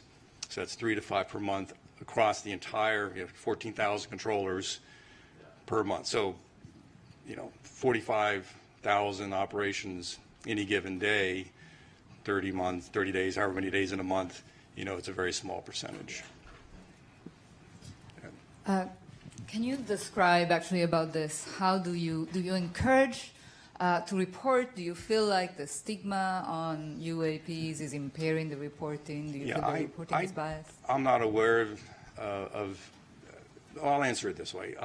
The process by which UAP is reported is part of the air traffic controller order. So basically, the air traffic controllers are allowed. It says, if you see something, here's the process by which the procedure by which you would report it. Other than that, I'm not aware of any specific stigma or limitations, and I'm probably not in a good position to speak to that. Other than there is that process, and that is the process that we use, and is what represents those numbers I talked to. And if I may have, I had a question prior to this one. How do you decide the sites where you deploy? You saw the map, and it has some very good coverage on the coastal areas. There were some areas of lack of coverage. Yeah. So if you go back one slide from what's presented here, what you'll see is in the eastern half of the U.S. there's a lot better coverage, but that's because there's a lot more population in the east, and therefore a lot more airports. And these systems are historically sited at the airports in support of those airport operations. To the west, obviously, less dense and fewer systems. Now, that's from an ASR, the short-range radar perspective. The long-range radars are pretty much equally spaced in order to provide the maximum coverage from a homeland defense and security perspective, as well as with higher altitude flights, the en route cruise phase of air traffic control. Warren. Mike, first, thank you and the FAA for coming to share this information with us. Second, can you speak to a little bit of the filtering techniques that we use? So with respect to, I know Walter had a question about the raw data and process, but can you just talk a little bit about, we actually aren't trying to detect everything. That's actually a very good question and a very good point with respect to what we can and cannot see. So there are, the closer to the ground you point a radar, certainly you can get lower elevations, but you also start to see the effects of trees and other ground-based clutter, as we call it, that starts to interfere. So we have great ability to detect a lot of things, but from an FAA mission perspective, our desire is to find that sweet spot of seeing everything to as low an altitude as we can to maximize our mission around safe operations of manned aircraft. Now, to pull that thread just a little bit further, there's also limitation with respect to biologicals or insects and dust and things of this flavor that most aircraft fly above a certain speed. So we typically will have filtering settings on our systems to get rid of the stuff that really is leaves or insects or things of that nature, so that we provide as clean a display for the controllers. So there are specific settings that we can adjust, and it's been learned over many years to perfect those, what we call optimization of those kinds of filters, to get rid of what is not a manned aircraft, not an aircraft, and provide as clean a display for the controllers as we can. Yes? Please. Thanks. Thank you. Thanks for the presentation. Would it be kind of following up on what you said, Warren? Would it be possible to collect the raw data and to save that? Because if it would be possible to do some calibration after the fact that Sean was mentioning, for example, you might be to capture other phenomenology. Is that possible? Well, when you say raw data, I think we'd have to talk a little bit about what is meant. So, from a technical perspective, pure, what we would call INQ data is huge, gigabyte, very, very, very large volumes of data. That would probably be cost prohibitive, and we certainly don't do that today.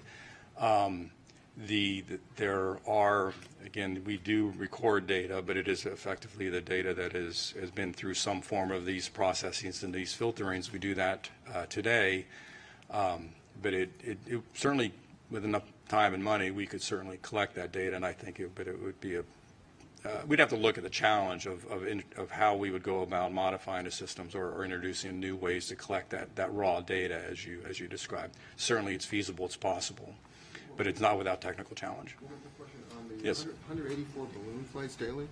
Are those characterized, or you just know they do that and then they just end up where they are? So under the balloon, I'll call it Part 101, the regulations for balloons, there's very specific requirements. So for National Weather Service, before they release those, they'll contact the local air traffic facility. They're going to say, here's what time I'm going to release it. And when they release it, they have tracking, and they provide that tracking to the air traffic control facility throughout the flight of that particular balloon. There are commercial balloons that are also launched, but those for the most part, as I understand it, they actually transmit their GPS position in support of where they're flying, so as to ensure they're not interfering with air traffic, and to ensure the air traffic controllers are aware of where those balloons are operating. Yes, ma'am. So we've talked about reporting the 3 to 5 per month from air traffic control, but what about from the non-cooperative surveillance? Has there been anomalies from the sensors themselves? And if so, what is the process for that? I'd say the FAA mission is not around anomalies with the non-cooperative sensors themselves. So as we build an air traffic control picture, we have both the non-cooperative systems, which detects the target. We have a cooperative system that also detects a target, and we will tend to merge those targets together. And so on a controller's display, they'll know, is this a non-cooperative only or a merged or combined target, so that they know, basically an increased level of confidence that on what it is they're seeing is in fact a real aircraft. So we don't make any real distinction between a non-cooperative and a cooperative, other than how they get combined and put on a controller's display. So I don't know if that answered your.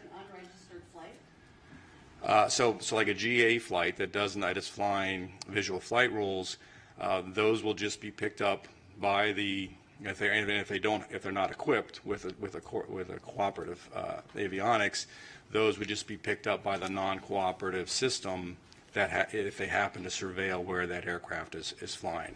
And so that certainly will be put on the controller's display, and they will be able to provide awareness. In fact, there's a flight following procedure by which GA pilots can ask for, hey, I'm not squawking, or I don't have a cooperative system, but please help me, and just via the radio, I'm going to go from here to here and providing awareness, situational awareness, if the controller has the bandwidth to provide that data. One last question. Yes. So I'm not a scientist, I'm a recovering attorney, and I love process. And a few questions there. If I'm a pilot, where do I find that process for reporting UAPs? Where is that articulated or captured? Second, when you mentioned that you're reporting these incidents, who are you reporting it to? And are those incidents, pulling on the thread that Reggie started, are they being archived anywhere? I believe they are archived. They're reported to the domestic network, event network. It's an FAA organization or function. I can't speak to whether they would be, say, part of what Sean would include as part of his database. I presume so. So I think that was the answer to the second question. What was the first question again? I'm sorry. Where does the reporting process live? If I'm a pilot, I see a UAP, where do I go to find out? I don't know the answer to that question. Like I said, I'm familiar with the reporting process from a controller perspective and the order that's used to define how controllers do their job. I am not. I don't know the answer to the question from a pilot perspective. Gotcha. Great. So thank you, Mike, for your presentation and for all the help the FAA has given us as we've been learning more about the very impressive system that the FAA maintains. Thank you. I know. Thank you for having me. You know, for me, one of the many takeaways from this is feeling, just a little bit safer every time I fly, and thankful for you and your colleagues for what they do to make that possible. Thank you. And we're now going to take a quick lunch break. We'll be back at 12:30, and see you all soon.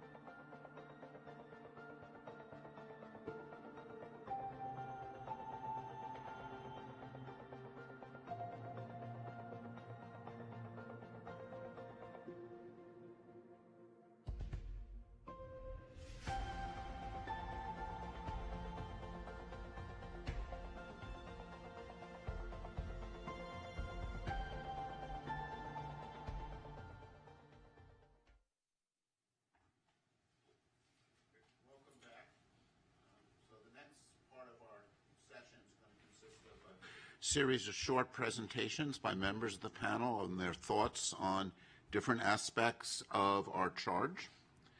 And the format is we're going to have them come up to the podium and speak.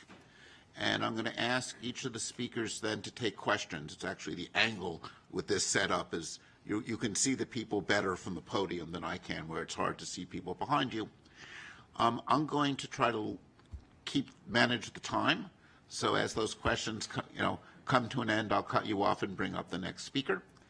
And we'll move through the 6 topics, and then we'll have some time at the end for some general discussion.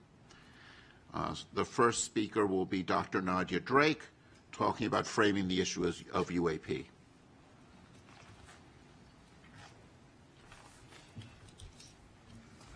Hello, and welcome back from lunch, everybody, and a welcome to those of you watching us virtually. I'm Nadia. I am a scientist by training.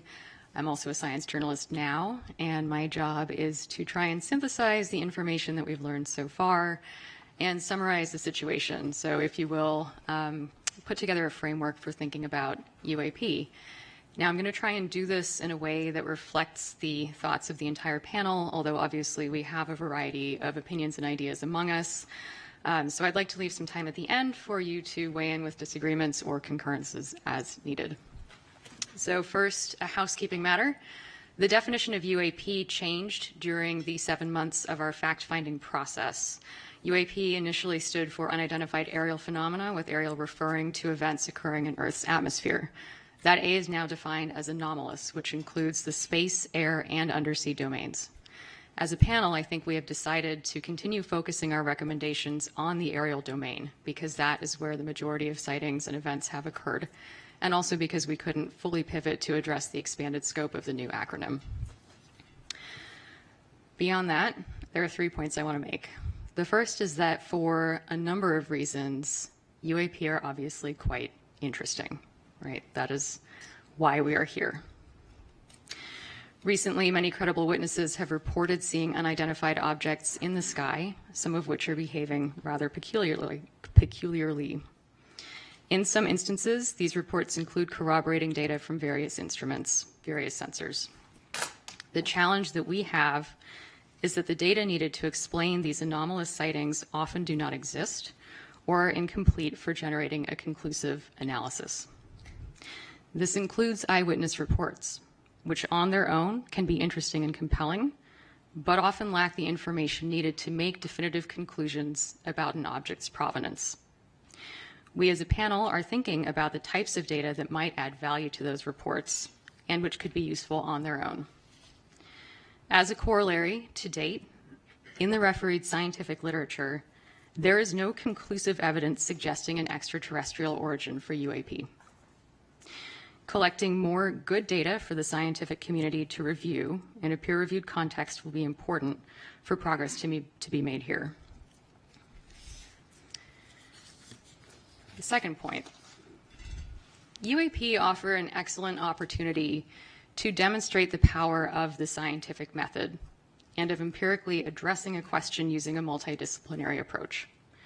It is our job as a panel to make some recommendations about how NASA might go about tackling this topic scientifically, taking advantage of the agency's resources, global outreach, and reputation. Key points to keep in mind here are that science is hypothesis-driven. Scientists build confidence in their theories by relying on well-calibrated, well-collected data, using well-established methods with rigorous evaluation and independent corroboration. In science, skepticism is not a bias, nor is it a bad word.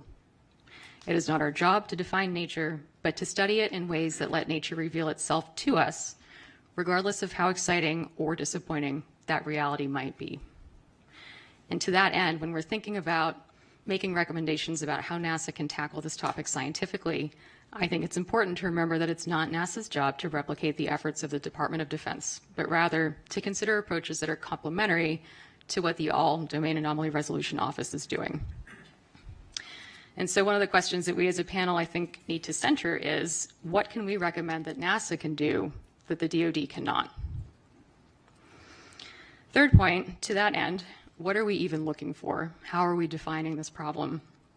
And how do the available data define what seems to be, to borrow a cliche, a very slender needle in a very big haystack? We heard a little bit about that today from Dr. Kirkpatrick, who reported that there have been 800 events collected over about 27 years. And between 2 and 5% of those events display signatures that could be anomalous, defined as anything that is not readily understandable by the operator or the sensor, something that is doing something weird. Mr. Free and some of the experts on our panel have defined the background on which those events exist, the amount of stuff in the sky at any given time, like so. On average, FAA air traffic control handles 45,000 flights per day in U.S. airspace, with 5,400 aircraft in the sky at peak time. Worldwide, on average, there are about 1,600 weather balloon launches per day. In the U.S., there are at least 184 of those balloons launched, and that doesn't include private companies or research flights. There are about 1.69 million recreational or model small uncrewed aircraft systems, and an additional 880,000 drones are registered for commercial use. And these are not controlled by air traffic control, and they're not scheduled flights. So that's our challenge. So in making recommendations as a panel, I think we need to look at what kind of imprint we want to leave. What does the situation look like 5 years from now? What does it look like 10 years from now? Why are we making these recommendations? We heard a little bit about this morning from both Mike and David, who noted that many discoveries in science are rooted in initially unexplained and bizarre phenomena. So by carefully scrutinizing the sky, or however we end up defining our search space, and by collaborating across disciplines, we are likely to learn new things about our planet. That's a fact. And that's the commensal science case we might want to consider when making recommendations here. All right. Does anyone have thoughts? Questions, thoughts, comments? Carlin. I guess I want to challenge a little bit. We changed the A from aerial to anomalous as the legislation required. But I'm not sure we precluded anything beyond the aerial for this panel. And so I've just raised that as a question for us, even though mostly what we've seen, and I think NASA's mission space would be more the aerial. I agree with you, and I think that is a parameter that we need to define as a panel. Yeah, I'll just quickly jump in and echo some remarks I made this morning that yes, the A changed from aerial to anomalous, but it's also accurate to say that the preponderance of events are in the aerial domain. That being said, your panel scope has expanded outwards, and I think we'll hear a little bit from David later on that very subject. I mean, I think anomalous, people often think about it as going down, and including ocean. But I think what's very relevant for NASA is going out, right? And, you know, looking at things in our solar system. And I think in some sense, I think there's certain responsibilities in, you know, when we look at airspace, there's FAA responsibilities, there's DOD responsibilities. As you get further and further away from the Earth, eventually it's all NASA. Once you get out, you know, towards the, you know, certainly much of the solar system and out to our galaxy, that's all NASA. And when we start, you know, thinking about things like, you know, and this will be, you know, David will get to this, observations beyond the Earth's atmosphere. I think this change in language lets us also think about outward, you know, further out in the solar system as well. Good, yeah. Other thoughts? Great. Did I summarize everything totally accurately? Awesome. Excellent. Okay. Thanks, everybody. Paula.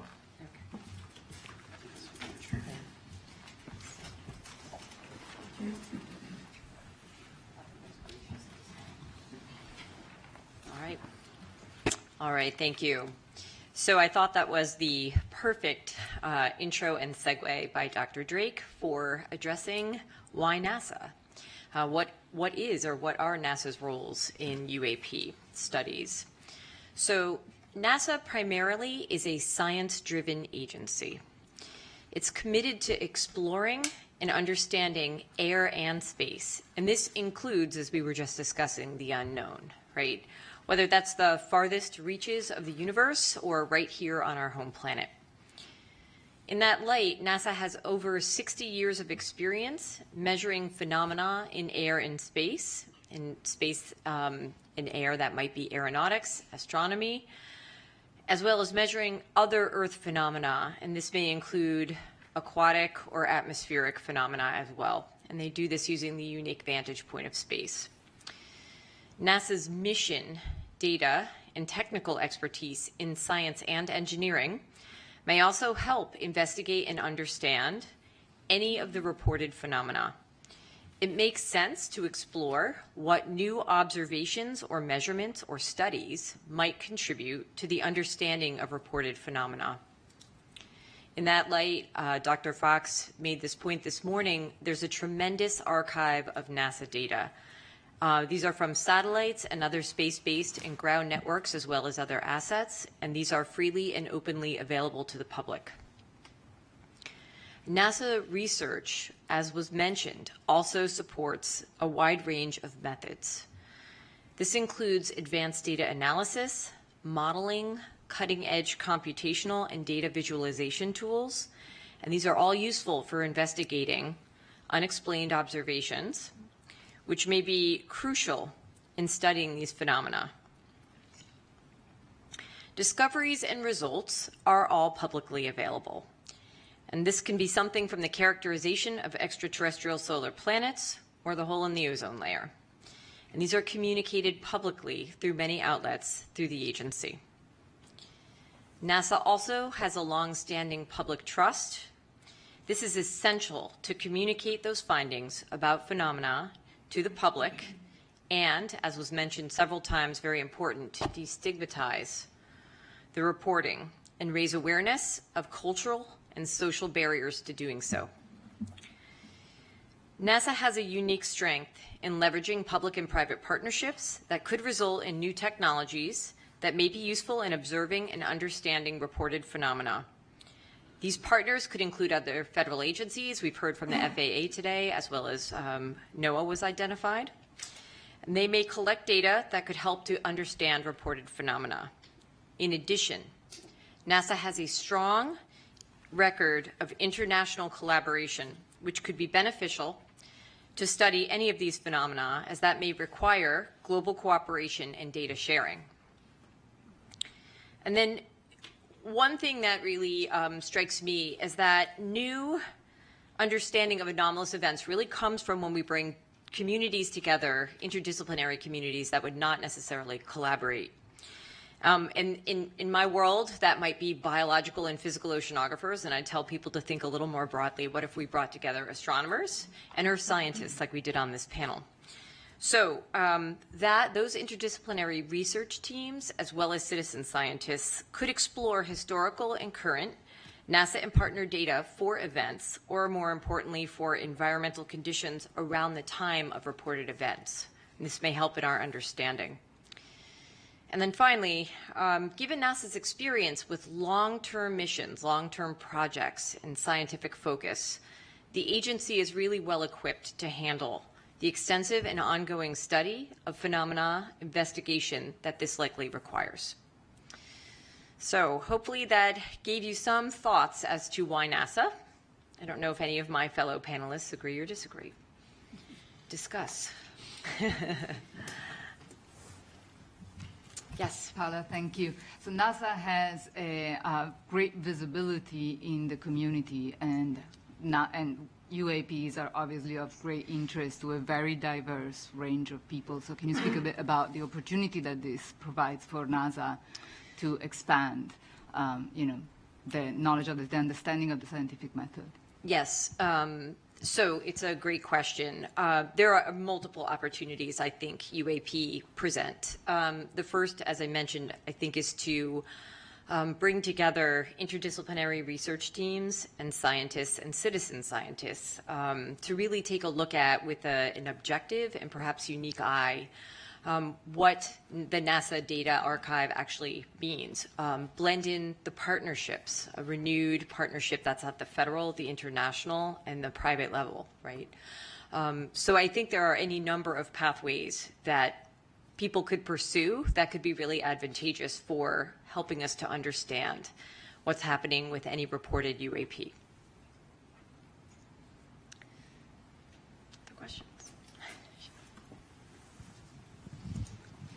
Thank you, Paula.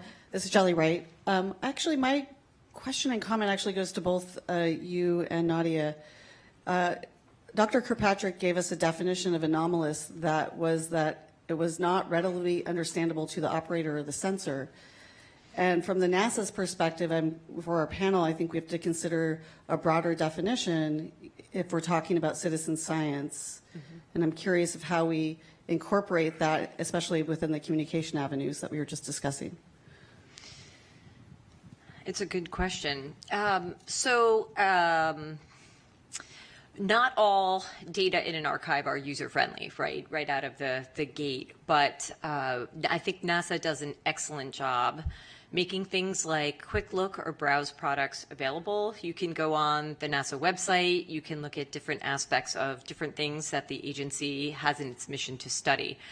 And I think, if nothing else, people have become a lot more in touch with their surroundings and their environment and the changes happening there. And so I think there's probably an opportunity for people to maybe not become overnight experts in how to process satellite data and use it for basic research in a complex fashion, but there are ways to utilize those data to look at your environment if you think you've seen something or you wish to report something. So communication, engagement in the public, I think, is a really important part of the destigmatization, for sure. Nadia, I don't know if you have anything to add. I was struck by the phrase "not readily understandable." I felt like that was actually doing a lot of work. So I think for our purposes, we probably want to come up with a slightly more specific definition of what anomalous actually means. Yes. Yeah. Okay. Good. Thanks. Federica, you're up next.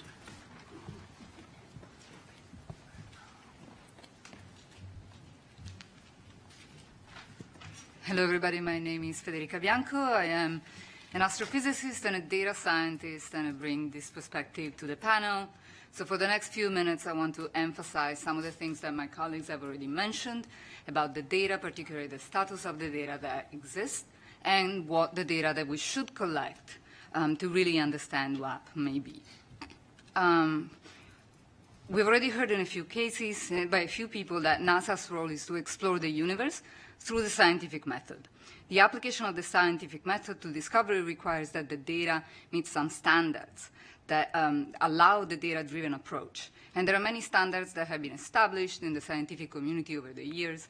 I can mention one, for example. It's called the FAIR standard, where FAIR stands for findability, accessibility, interoperability, and reusability. The current status of the data about UAPs does not meet these standards. The data collection is inconsistent, it's inhomogeneous, it's uncalibrated, the data are poorly documented and largely incomplete. They're also not systematically retrievable, which poses a problem in automation of the analysis. So UAP could benefit from data science and machine learning methods, from artificial intelligence that is developing at a rapid pace. But machine learning and AI cannot be applied until the data meet these standards. Even to study a single event currently requires a significant lift in retrieving the data and the metadata that may or may not be available. And this lift is at the moment entirely person-powered, which means that it cannot be automated to apply machine learning methods. Organized repositories need to exist to enable the automation of retrieval of the data and the metadata, and this is a necessary premise to enable the systematic scientific approach to the study of UAPs. Anomaly detection is a well-developed, although notoriously hard discipline, and which has seen tremendous advances recently with data science and machine learning. Usually, this means detecting rare and unusual signals in a complex that is noisy and rich with phenomena that we know. So there are two general approaches to anomaly detection in the scientific community. One is the following. If we know the signal that we expect, we can model it, and we can simulate it and maybe inject it in our data. So we can develop methods that are specific to finding those exact signals or signals that are similar to those. And we might be able to conceptualize signals coming from physical systems that respond to the laws of physics as we know them, but we cannot comprehensively produce all possible signals that could relate to or explain UAPs.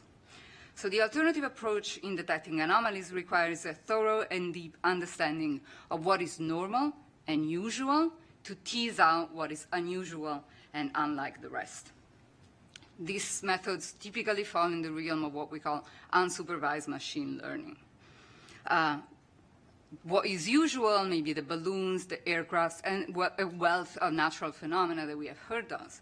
And what is unusual, what is an anomaly, means anything in there is not consistent with the way in which those things look in our data. Once the anomalous signal is detected, it can be studied in more depth, either through the discovery data itself, but that may not be sufficient. So then we may need to collect additional data to study these anomalies. And this is something that in astrophysics we typically refer to as follow-up data. This can be very hard, especially if the phenomena that are anomalous are also ephemeral in time. So you have to promptly respond to the detection and set up follow-up observations. It's an extremely hard game, but it's something that is seeing a large development in astrophysics in recent years with the study of anomalous detections in the universe. This approach relies entirely on a comprehensive and systematic organization of the data, which is paramount, and on a deep understanding of all the data that is actually usual and known. The data that we might want to collect ideally will be collected in a multi-sensor and multi-platform and multi-site manner. Eyewitnesses reports, I want to elevate what Dr. Drake said, cannot ascertain the nature of UAPs. However, they should be considered because they may contain important information, for example, persistent sighting locations or seasonality. But they only really work if joined with quantitative data collected by sensors, as well as biophysical and psychophysical assessments of the witness and the impact that the experience has on them to really reveal the nature of UAPs. You've heard it from my colleagues a number of times. The data needs to be collected by sensors that need to be calibrated or calibratable. So we need to collect not only the data, images, sounds, spectral characterization of what we see, but metadata. The sensor type, the brand of the sensor, the noise characteristics, time of the acquisition, instrument sensitivity, as well as information about the circumstances of the data collection, for example, temperature or the location, or the conditions in which the sensor is at the time of collecting the data. The data should be collected simultaneously by different platforms, ideally in different locations in a multi-sensor system. So some of the data that we may want to collect are images, but also temperature, sound recording, spectral data emissivity that tells you the color in a very fine grid, as well as monitoring the motion of objects, which has been very important to identify what we have seen as UAPs that have been reported. Much of this certainly can be achieved with professional-grade infrastructure, and both new and existing infrastructure to do that, such as astrophysical and geographical observatories, both on the ground and satellites. Some modern observatories in particular are designed for the detection of time anomalies specifically, as well as for the detection of objects that move rapidly in space, near-Earth objects, asteroids, meteors, etc. So those could be leveraged for the study of UAPs. There is also some effort ongoing in the developing of facilities that are specifically designed to detect UAPs, and many of those comply with the characteristics that I just described. This level of information, though, can also be obtained by the public. We could crowdsource the data collection if a platform to crowdsource exists that supports the collection of data and metadata and the transmission of data and metadata. And we think that NASA might be able to play an important role in the development of this platform. To echo what Dr. Bontempi said, NASA has a wealth of experience in coordinating scientific studies, efforts across discipline and domains, serving as a bridge between communities in the interdisciplinary studies and studies across different countries. All of these can be supported, all of these can be leveraged to support the work of the other agencies in the identification and explaining UAPs. NASA also has a really important experience in data curation. We have heard about the sophistication of the analysis of the data that NASA provides, of the sophistication of the calibration that the data that NASA shares arrives to. We have heard about the open data policy that NASA data goes under. Furthermore, NASA has recently spearheaded an effort to review NASA and NASA partner archival data to prepare them for machine learning and AI, so that data can be served to the community directly and ready to apply AI methods on it. This is an important experience that could be leveraged in the study of UAPs. However, we do want to emphasize that the current status of the UAP data will make this lift really hard compared to even what is being done by NASA for astrophysical data. And finally, I wanted to emphasize what my colleague said. NASA has a great visibility. UAPs are of great public interest. And this could be an opportunity to really increase the reach of science, help people understand the scientific process, and maybe diversify the scientific community by attracting new talent into the scientific community due to the visibility of the problem. And I think that's all of my remarks. Questions? Lots of questions. Do you want to go, Reggie? So on the whole crowdsourcing front and getting reports from citizen scientists, what are you thinking along those lines? Is it providing a set of guidelines for how you report? Is it open sourcing a set of applications for cell phones to be able to pull in a lot of the right metadata? What does that look like? Yeah, so I think guidance would, just a set of guidance of best practices, et cetera, would just not be sufficient. I think what needs to be provided is a platform. You mentioned cell phones. Cell phones have been used for crowdsourcing, the study and detection of a number of things in astrophysics, in space science. So that can definitely be done. The issue, I think, is going to be to make sure that this platform is reaches a large enough community to really have a crowd to source the problem and coordination. Something that this could achieve, for example, is the follow-up that I mentioned earlier, right? So we need this community that would use the crowdsourcing facilities to be connected so that if something is cited by one person, that message can go across and a broader community can point their sensors to the problem, to the sighting. And the data has to be transmitted to a place that can centralize it and curate it. Yeah, please feel free to say this is a bad idea.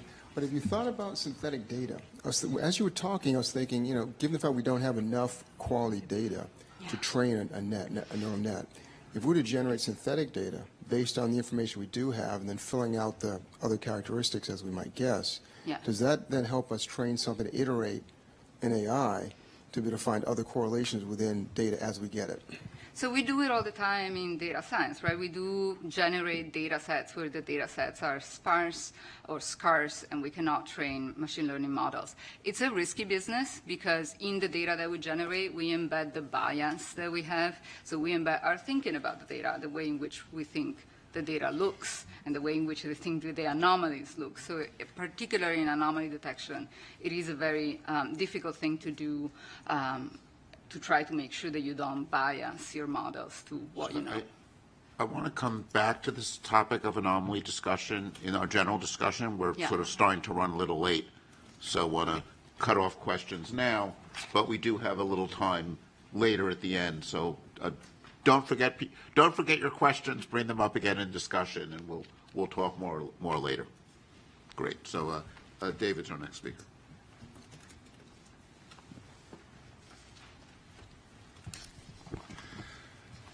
All right, good afternoon. My name is David Grinspoon. I'm a planetary scientist and astrobiologist and I'm going to talk for just a couple of minutes about how observations beyond Earth are relevant to our study of UAPs. Many of NASA's missions are, at least in part, focused on answering the question of whether life exists beyond Earth. Astrobiology is the study of the origin, evolution, distribution, and future of life in the universe. As part of this, we consider how to search for biosignatures, observations we can make of other planets which might betray the presence of life. So we look for things like anomalous gases in the atmospheres of planets and other anomalies which may possibly reveal the presence of life. When we discover such an anomaly, we don't conclude that we've discovered life. We seek more data to understand what we're seeing, and often this leads to other new discoveries. Similarly, we can talk about looking for technosignatures, observations we can make which might reveal the presence of technological activity somewhere else. NASA is also supporting some research studying technosignatures. While there is at present no evidence we're aware of suggesting an extraterrestrial source for UAPs, these existing NASA programs are relevant to the question of UAPs in at least two ways. Is it a known or unknown natural phenomenon? Must it be technological? Is it known terrestrial technology? So these scientific communities have relevant experience in determining and communicating about whether observations which first appear to reveal extraordinary evidence actually justify making extraordinary claims. Second, if we do acknowledge an extraterrestrial source, however unlikely, as one possibility for UAPs, then these objects must have traveled through the solar system to get here. Within the scientific community, there's a widespread, but by no means universal belief that there are extraterrestrial civilizations. And we have a well-developed rationale. There's a lot of literature for discussing this, which I won't go into now in the interest of brevity, but it has to do with the vast numbers of exoplanets and the timescales of evolution and the possibility of convergent evolution on different planets leading to somewhat similar outcomes.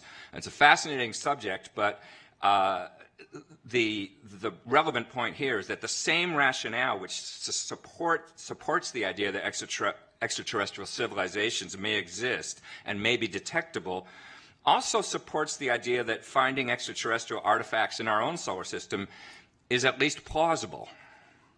NASA is the lead agency for solar system exploration.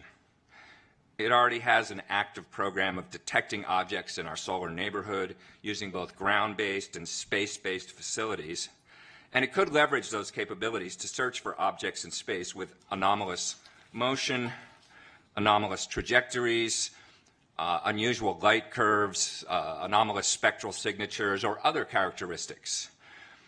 Most of the solar system has not been searched for artifacts or anomalies, and these modest data analysis efforts could potentially be applied to existing and planned planetary missions. The galaxy does not stop at the edge of the solar system, and the solar system does not stop at the top of the Earth's atmosphere. It's all a continuum of possibilities worthy of investigation. If NASA applies the same rigorous methodology toward UAPs that it applies to the study of possible life elsewhere, then we stand to learn something new and interesting, whatever the ultimate explanation is of those phenomena. And that's all I wanted to say right now. We have time for one or two comments or questions or thoughts. Yeah, thank you for that. You know, it struck me while you were speaking about biosignatures that we do a lot of that type of analysis, right, in our home planet in different capacities. And so it's more of a comment, but I wondered your thoughts on, you know, bringing together those communities that might not work together and whether that would aid in, you know, not only establishing what's normal, but enabling the detection or maybe the understanding explanation of a UAP if reported. Absolutely. I mean, the focus of my talk was observations elsewhere, but in fact, most of what the field of astrobiology has to study is here on Earth, because after all, it's our one example of an inhabited planet, and it's a little bit easier to get to make observations. So yes, any insights you have in that area, or any suggestions for collaboration between those communities would be very valuable.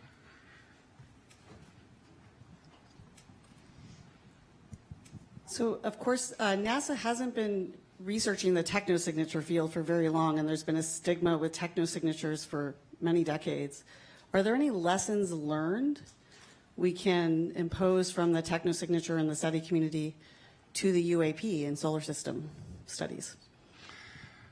That's a really good question. I guess the immediate thought it sparks in me is that, technosignatures were kind of treated, kept at arm's length for a long time by NASA because of stigma, and ultimately can't be kept away forever if you are an agency, curiosity-driven, trying to understand the whole universe. You have to move beyond stigmas and just try to honestly look at whatever evidence there is. And so I think in that broad sense, the same lesson ought to apply to UAPs.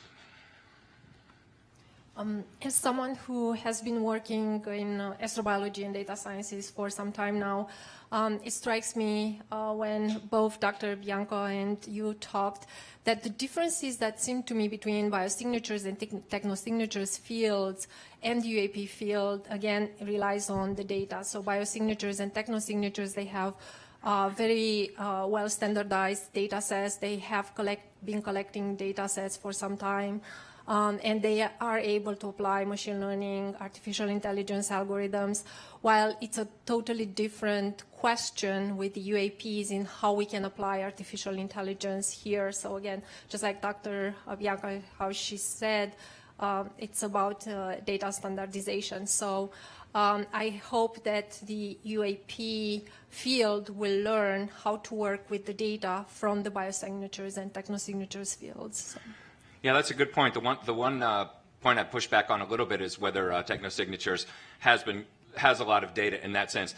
The one part of technosignatures, which is looking for signals from radio and optical and that sort of thing that's been associated with SETI for a long time. You're right, there's a lot of data there that we've been collecting. But the term technosignatures is sort of newly being adopted, and it in a way, it reminds me of the distinction we heard from the FAA about a cooperative and non-cooperative. That with technosignatures, we're looking.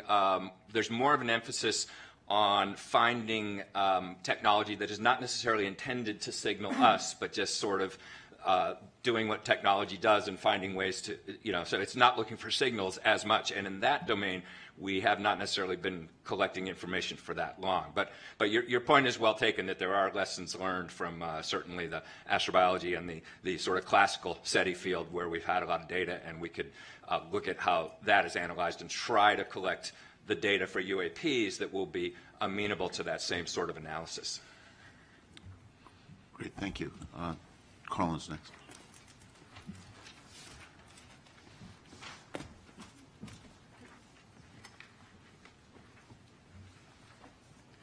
Hello, everybody. I'm Carlin Toner. I'm an aerospace engineer.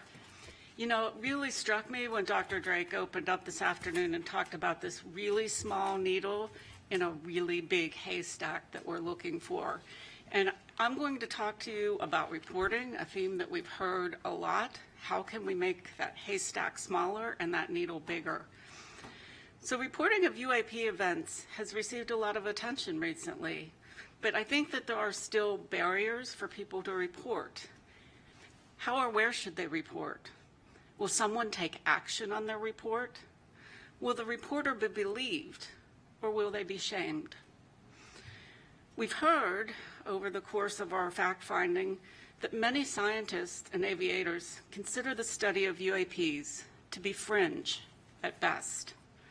So this suggests there's a significant negative stigma associated with reporting or even researching such phenomena.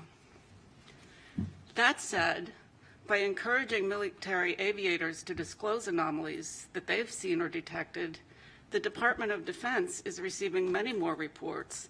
I think in the time that we've been looking at this topic, growing from an ODII report that was something like 500 to, I think this morning we heard something like 800 now, so that's accelerating. And DoD will soon also mandate, if not already, reporting by pilots, which will even grow that set.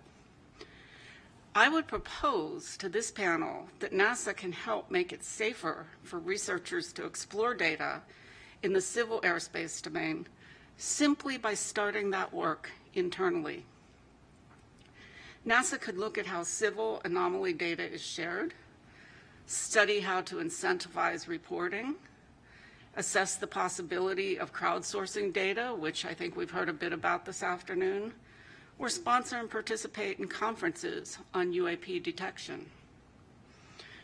Our team has really only seen, I'd say, a few unclassified images of UAP, which lack the contextual data that's needed to understand their true nature. And I believe we've heard a single firsthand account from a former military aviator.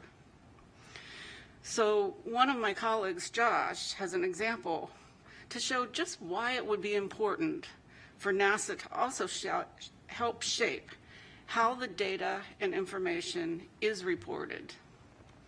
But before I turn the mic over to Josh, I want to make a recommendation to my fellow panelists that we consider advising NASA to more fully assess the cultural and social barriers to studying and reporting UAP, and for NASA to implement a plan to leverage its brand image to start removing these obstacles. Josh, why don't you go up and then we'll take discussion after your presentation. So you can call it my slide deck if you want. Thank you.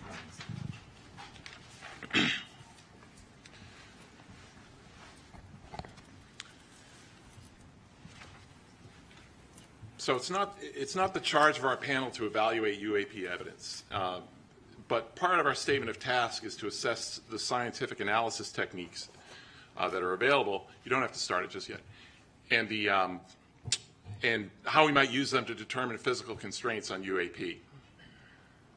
The UAP reports with the most detailed contextual information are the ones from the Navy aviators, and they're using a combination of ranging and infrared imaging information.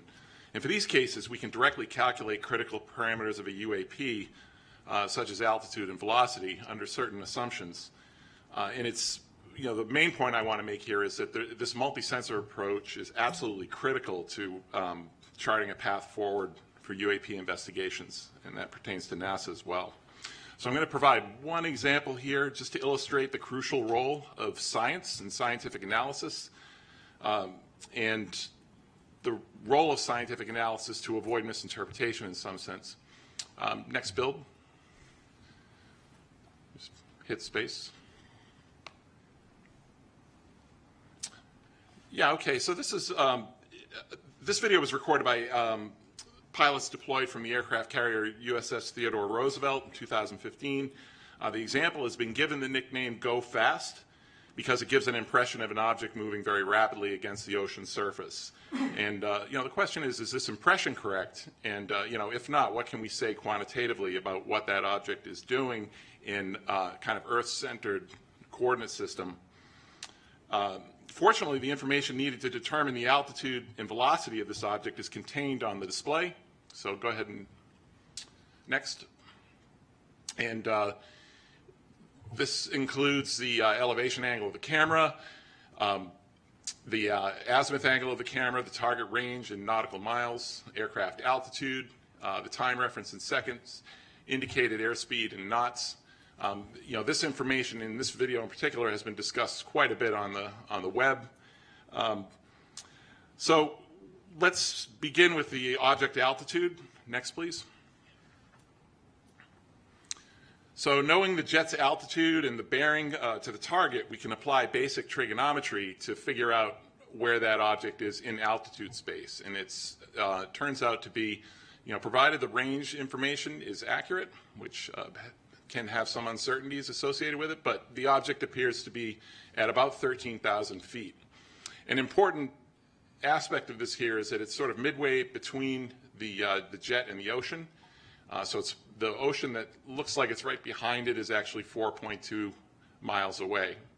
And this is our first indication that some or most of the motion that we observe, the apparent motion of the object, is in fact due to the rapid motion of the sensing platform, which is about 430 miles per hour in this case. But we don't have to guess about this. So we have enough information on this display to actually reconstruct the encounter. Go to the next slide, please. And so this is what this is. This is using additional information on the screen, including the time axis. And so we know that this aircraft is banking about 15 degrees left, and you can compute through a simple calculator the radius, approximate radius of curvature of the flight. And the bottom line is, I won't go into detail here, but if you can get the bearing and range to the target at 2 locations with known separation in time, you can figure out how far it moved. And in this case, this object moved about 390 meters in 22 seconds, and that corresponds to a velocity of just 40 miles per hour. And so that's a velocity that's consistent with wind speeds at 13,000 feet. So it's not our task to conjecture what this object is, but it's an example that illustrates the type of data needed to determine critical parameters that will help us identify such objects going forward. In addition to the importance of quantitative analysis, this example also serves to illustrate the kind of cognitive bias we have to contend with for UAPs recorded from unfamiliar perspectives. And Sean Kirkpatrick showed another example of that. This is a parallax effect case. Thank you. Any questions? Thanks. Actually, before we have questions, this is actually a good moment. Sean had wanted to comment on one of the questions. If we bring Sean up and then take questions for everybody or more discussion.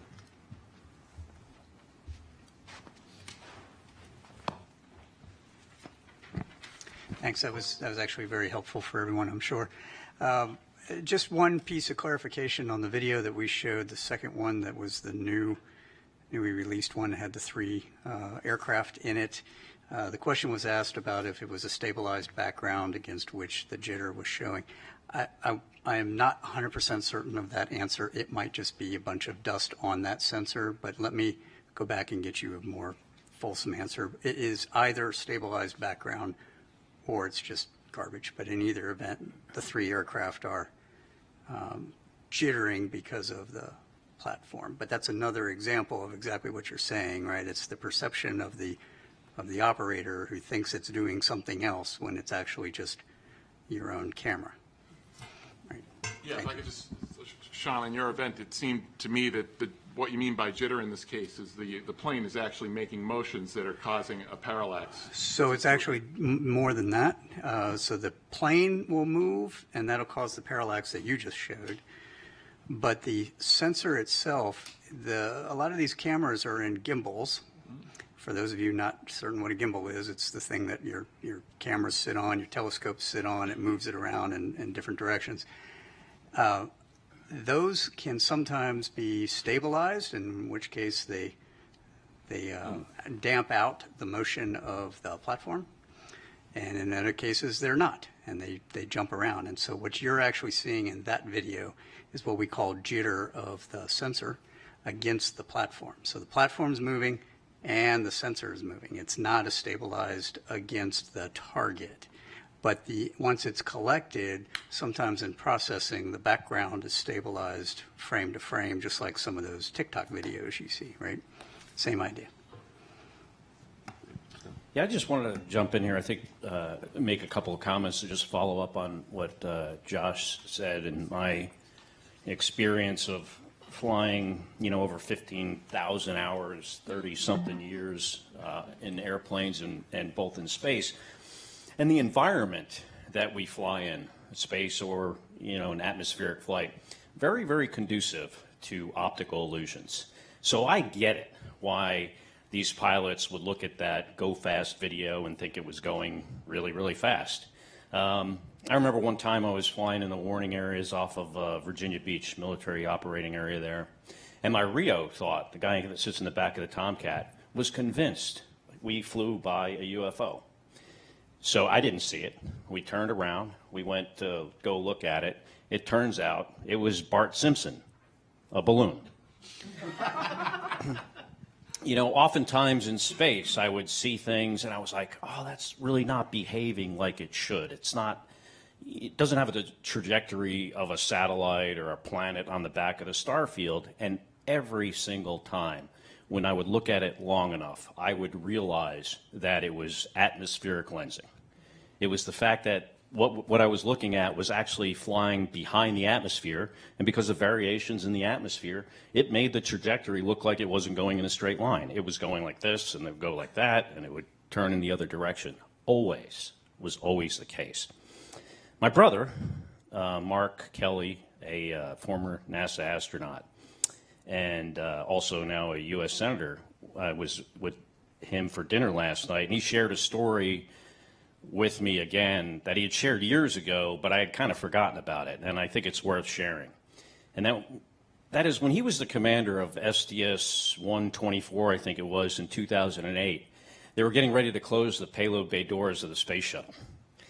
And before they do that, you got to make sure nothing interferes with the doors, because if the doors don't close properly, the space shuttle can't re-enter the atmosphere. It would come apart. It's part of the structural integrity of the vehicle.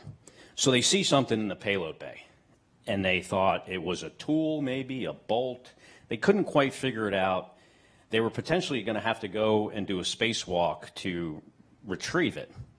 But before they did that, my brother grabbed the camera, they took a picture of it, and when they blew up the picture, they realized that this is not a bolt or a tool in the payload bay. It was actually the International Space Station that was 80 miles away. I mean, that's just a really good example of how this environment we operate in is so conducive to optical illusions. Oftentimes, guys fly into the water. And there are cases where, you know, pilots have rendezvoused on a buoy because they thought that was their wingman. It's just very, very challenging environment to work in, especially at night. And in my experience, the sensors kind of have the same issues as the people's eyeballs.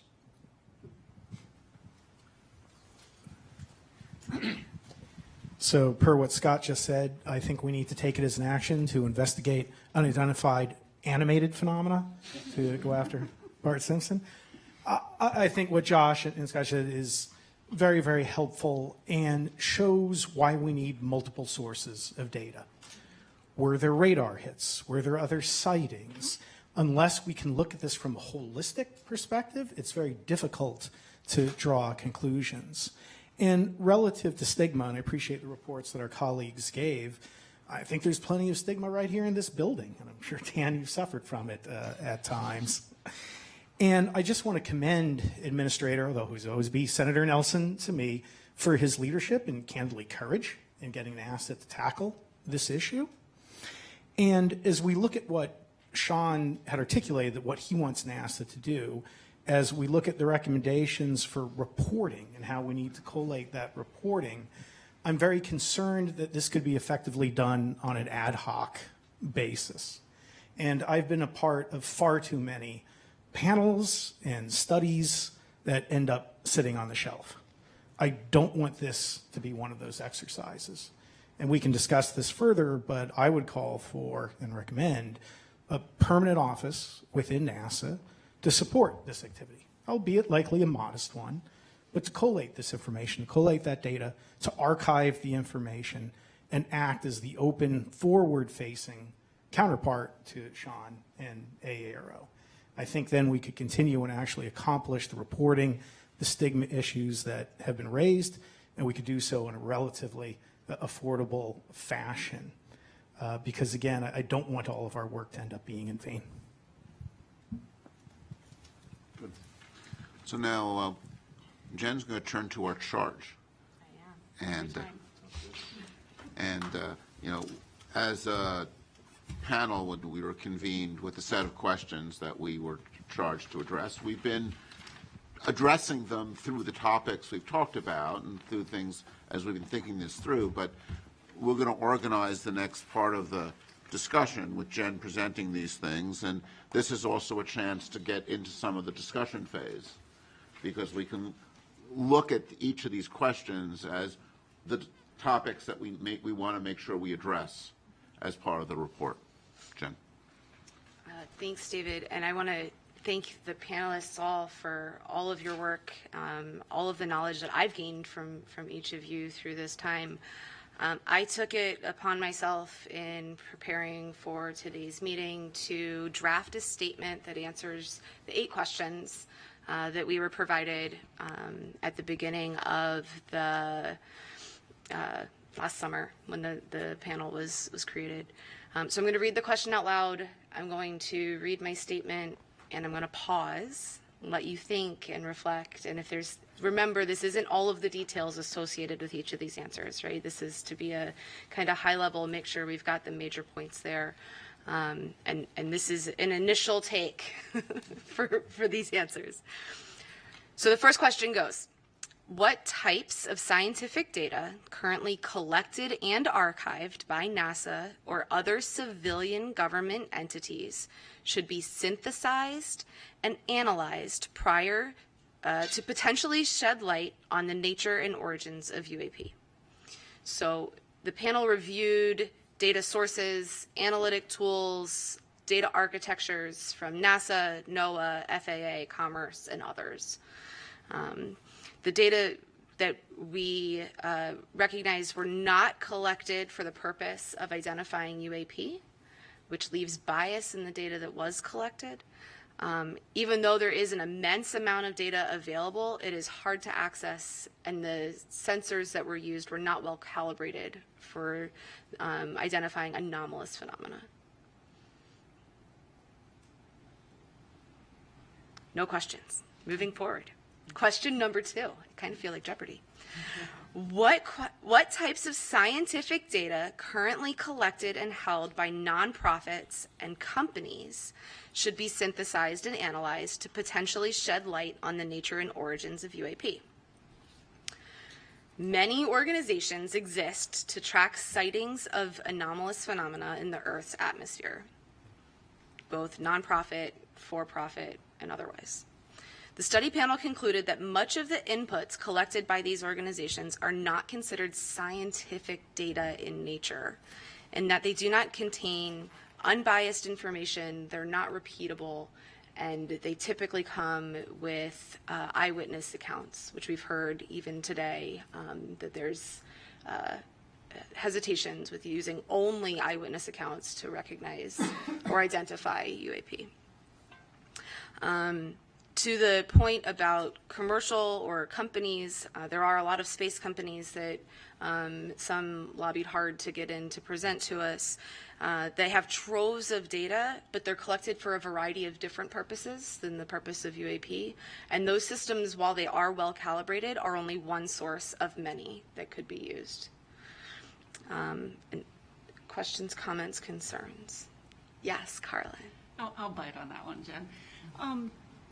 You know, I think your answer is correct as to what we've seen, but where I would go is if we made a recommendation to NASA that, you know, we're really asking them to build a roadmap, and we haven't done a robust cataloging. We've looked at sources, mentioned sources that we think might be relevant, but perhaps a more robust effort cataloging would be a good modest start.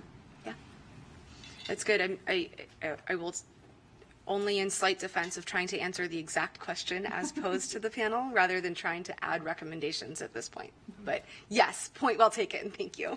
Yeah, I mean, I think one of the data sets that we just learned about, you know, heard more about today, and thinking about sort of calibrating things, is the FAA data on anomalous, you know, tracking events, right? And I think this is something where, if we had, you know, some imaging software, people, you know, citizen scientists with cell phone cameras identify some event that looks interesting, one of the places you'd like to be able to turn is the FAA data.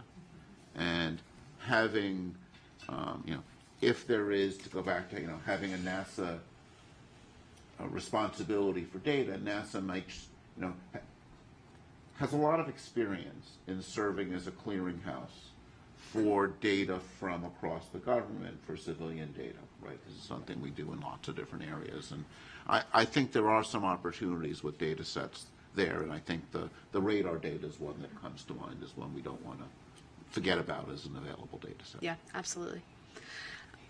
Question 3, I think, goes more towards the recommendations of what other types of scientific data should be collected by NASA to enhance the potential for developing an understanding of the nature and origins of UAP. So we've heard now from 2 of the panelists on some of the information that should be collected or the way that some of that data should be organized in a manner to make it available for people to analyze that information.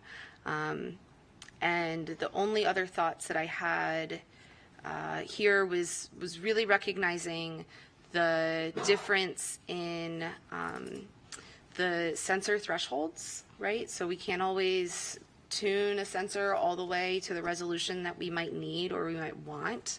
And as we collect that data, to recognize for the scientists that are doing those analyses the bounds of each of the systems that they're using. Yeah. You know, what strikes me on that one, when you were reading the answer, the proposed answer, was what may be new, maybe something that's new to NASA in the sense of like a time series, so we can know what's normal, so we can perhaps identify what's not normal or anomalous, right? So I'm not sure to what extent it's like the most unsexy thing to sell on the face of the planet, right, is making consistent long-term observations. But I think that the agency may be set up to do just that for multiple reasons, right? Yeah. Persistent data collection. The agency does that in a lot of cases for astrophysical purposes. So the infrastructure, of course, pointing up and pointing at a different distance, but the infrastructure for collecting this kind of data, organizing it, keeping it, and that does exist. Yeah. And there are, in their defense, a lot of satellite companies that are doing that persistent collection as well. Okay. Question 4, which scientific analysis techniques currently in production could be employed to assess the nature and origins of UAP? Which types of analysis techniques should be developed? So this is a 2-part with what exists today and what should be. So we're looking also at recommendations. Based on the information provided by the presenters to the panel, there are very few credible analysis techniques available that currently exist to assess the nature and origins of UAP. The onset of artificial intelligence and automated analysis techniques give promise to being able to do that in the future. I wanted to add something to that, perhaps, which is that really to design the analysis, you need to know what the data looks like, right? Yes. So, we can't really say what kind of analysis should be created on the hypothetical data that we're recommending should be collected in some, Right. somewhat specified fashion. If it's all hypothetical and we want to collect all of this data and we know what format it's going to be in, we can design analysis techniques around it. And at that point, it's likely that there are analysis techniques that already exist. There's Absolutely. a wealth of anomaly detection work. We just don't know which one will be most suitable because the data, as it should be, doesn't exist yet. Correct. She said exactly what I was going to say. Yeah, and that's what I was getting at with my point. Not that those analysis techniques don't exist in the scientific community, just that they're not being applied to this problem set right now, and it's hard to apply them when we don't have the known data of what would go into those. David? Yeah, I think something we want to stress here is the importance of uniform data in the way it's collected, because particularly when you're looking for outliers, if you have data coming from many different observing techniques, right, and just having a uniform set of cameras, a uniform set of detectors, so you understand and characterize them, right, because this is a needle in the haystack problem. And every camera, I'd mentioned in the opening session, ghosting in optics. Yes. That's going to be different in every different detector, right? And before we get to the analysis techniques, we want to make sure we design the data collection so that the analysis techniques can effectively be used on it. Right. David, can I take a slight issue with that, which is, it sounds like you're implying that you need a single way of collecting the data. I'd argue it's really you need to understand the various ways in which you're collecting the data and you're able to cross-calibrate across those different approaches. Because I seriously doubt that there is a single detector. I think a handful of ways so that you're well characterized. Things need to be well characterized to be useful, I guess is the way I would state it. And it takes time and energy to well characterize things, so that's I think the challenge. So following up on both your points, I think it's where we can actually apply artificial intelligence. So we cannot apply artificial intelligence on the current data, but we can apply artificial intelligence in a way that we can design characteristics for the data that we need and how we can collect the data that we need. So this is probably more of a frustration than anything else, so I don't know how helpful it'll be, but I think we're not looking for a needle in a haystack. We're looking for an anomaly in a haystack. We don't even know that we're looking for a needle. That it's just a discolored piece of hay. Well, I'm from Montana, so I love good hay analogy. I don't know what the phenomenology is that we're looking for. We say anomalous. Again, this question earlier, what does that mean? Anomalous acceleration? Like, I think as we try to look at the data, we're starting from an almost impossible position when if we don't know what we're looking for, is it a radiation signature? Is it something electromagnetic? Is it something like that? Is why this is so challenging and frustrating to me that we're talking about monitoring something that we don't even know what we're supposed to monitor. And let me just offer, Josh, before you jump in, the scientific process of hypothesis-driven research, right? Of that, while we don't know all of the possible outcomes in the entire world, we can ask very specific questions and go about it in a very scientific process to understand. So you're right, we don't know exactly what we're looking for, but we know hotspots, as we've seen from both the FAA and AARO. We do know some of those conditions that we might be looking for. So if you start with kind of what you know, or places to start to go and look, and you start with the data that we have available to us, we might start being able to untangle the chicken and egg problem. Jen, what is the phenomena that we're looking for? So we've heard them from Sean. I would pull up Sean's chart, but I can't quickly do that. Of the criteria that he said on the trends, I use the word criteria, he said trends, of 6 or 7 phenomena, I guess, of specific size or within a specific motion range. And it's something different than what we've seen before, something we don't recognize. And so when you go to look for something that you don't recognize, it can be pretty easy, in that we've fooled ourselves today and even watching some of these videos of what's going on. But when you're able to corroborate that with 3 or 4 other sources, it starts to make sense, right? So something that looks like magic to the naked eye or to that camera and that sensor isn't, once you understand all of the effects of what was going on in the surrounding environment. So I've got a question. Can we, because I got the same frustration you do, right? It's regardless of what you're looking for, if you don't know what it is, whether you're using AI or match filtering techniques, you can't find it, right? You can't find it. So because the question I have is, can we use social media, that kind of thing, as a way of cueing to know where something's happening? Because we know Google searches can lead you to better understand where outbreaks happen, right? Disease outbreaks. Can you use similar type of conflation of data to start saying, well, something's going on here, let's start cueing sensors in that area? That requires some real-time capability, but is that something we can think about? Can I object to that just a bit? You can find things that you don't know how they look. Okay. There is a lot of the algorithms in anomaly detection are really based on let's find out how what we know looks like, so that anything that doesn't look like that can be identified and spotted, and then we can think whether or not we understand it, right? And so I think the point about the homogeneous detectors really is about that. We need to have a solid understanding of the normal to detect the anomalous or the outliers, as we sometimes perhaps more often call them in science, right? Yeah, absolutely. I do want to be cautious of time. We were supposed to end this about 10 minutes ago. Right, so but this is drifted into discussion, but I think we're doing discussion. So do you have any last topic you want to hit? If not, then we'll just open up to general discussion. I have 4 more questions that we're technically supposed to answer. All right, let's do one. We can do 4 questions in 2 minutes, right? Okay, 1 2 minutes. speed round. Yeah. Fast. In considering all of the factors above, what basic physical constraints can be placed on the nature and origins of UAP? Mike, would you like to take this question? Absolutely. Needle in the haystack. Okay, got it.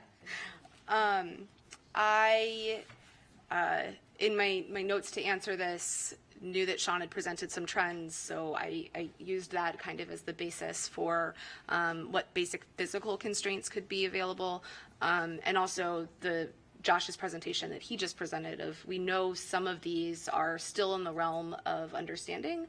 We just haven't applied basic physics to understand what's there, what we have. Question 6, what civilian airspace data related to UAPs have been collected by government agencies and are available for analysis to A, inform efforts to better understand the nature and origins of UAPs, and B, determine the risk of UAPs to the national airspace? So we saw some of this I'm going to use examples from today to kind of move quickly. Some of this in Mike Free's presentation, talking about the air risks, right, that FAA is always looking out for. We know by altitude and by sensor and curvature of the Earth and line of sight, and as you get higher that you can see more, right? So we have a lot of civilian airspace data that can start to understand the nature and origins of the UAP, and determining the risk is based on how much you know, right? So you think about, I go straight to space and I think about satellites, and one tiny piece of space debris can destroy an entire satellite because they're moving really, really fast in the vacuum of space.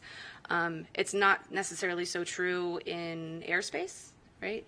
But something that we don't know could have a severe impact on pilots and their flight plan and all of that, which then could really wreak havoc on all of the United States airspace. And so being able to understand and identify what those phenomena are will help de-risk the air flight safety in the national airspace. Question 7. What current reporting protocols and air traffic management data acquisition systems can be modified to acquire additional data on past and future UAPs? We've heard a lot of the reporting structures. It was talked about earlier today. Those probably can be adapted and improved, and it's up to us in discussion as the panel on what those recommendations might be.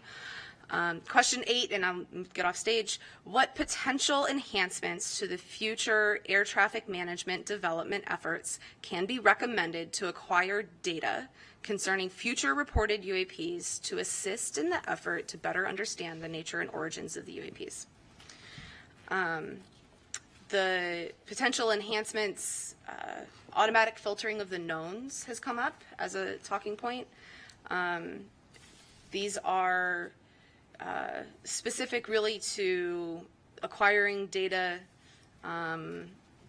the tuning of those sensor platforms, the multimodal spectrum collection, and being able to kind of timestamp or geostamp each of those to corroborate the sightings. So I will leave the panel with that, with time to continue discussion. Thank you. Thanks. Sorry. Okay, great. Let me go up to lead the discussion from there.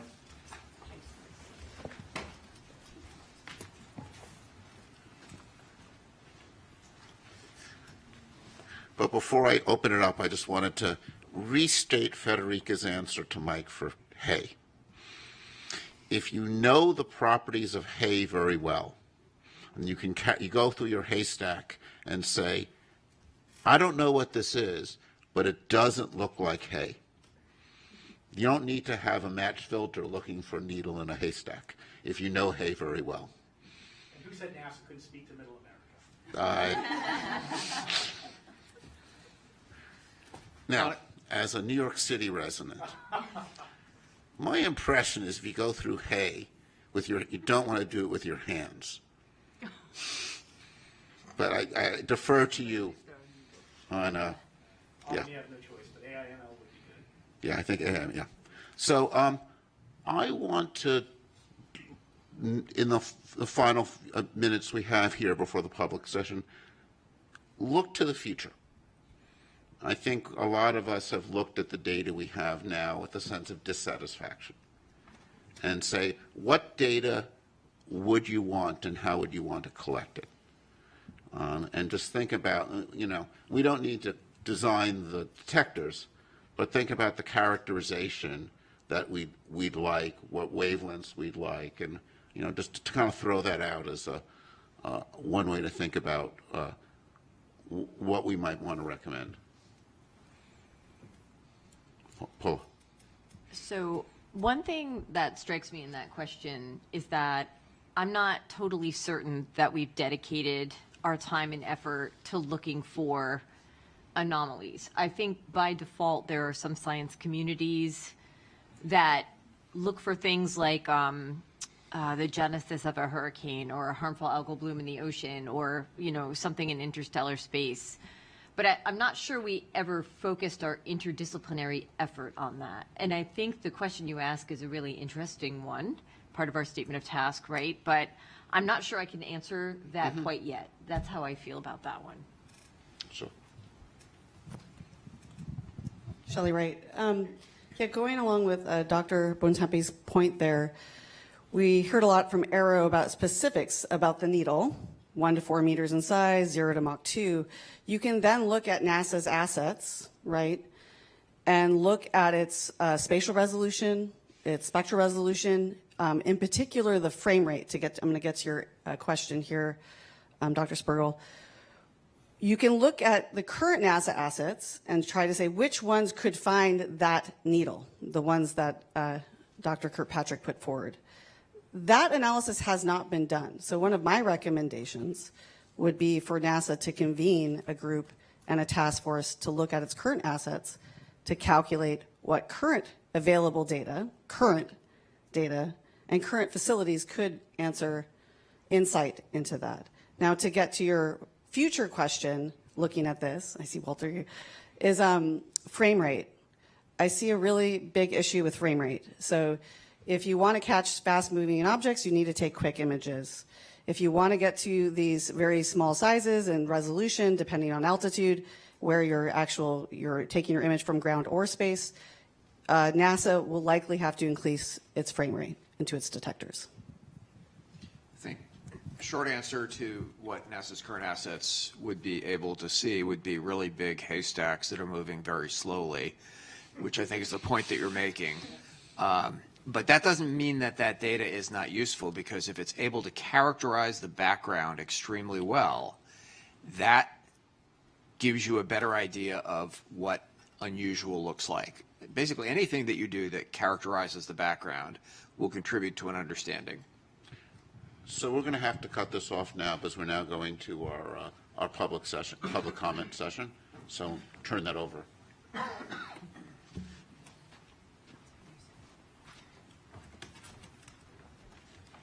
Hello, everybody. I am Karen Fox with NASA's Office of Communications, and we are segueing into the public Q&A portion of this meeting. As a reminder, this is a FACA meeting, that is a Federal Advisory Committee Act, and so we are under guidance which says that these meetings are public and that we take public questions. We got hundreds and hundreds of questions, and I just want to take a moment to say thank you to everybody who submitted them. We're obviously not going to get to all of them today, but we are going to make attempts to answer some of them online. You can always check back to science.nasa.gov/UAP, where over time we will make it clear where we're putting out some more of those answers. In the meantime, we did have to make some decisions. We stuck to questions that applied to this independent study and UAPs. There were a lot of questions about astrobiology and other subjects that we're not going to get to today. And also in an attempt to get to as many of the questions as possible, since so many of them were similar, we've sort of bucketed them. And that is how we're going to try to address as many as possible. So I'm going to toss the questions to you, and we'll look to getting some answers for our public questions. All right. So first set of questions are specifically about the data being used. So examples. What exactly are you incorporating into your report? What data are we using? What are some examples of data being used?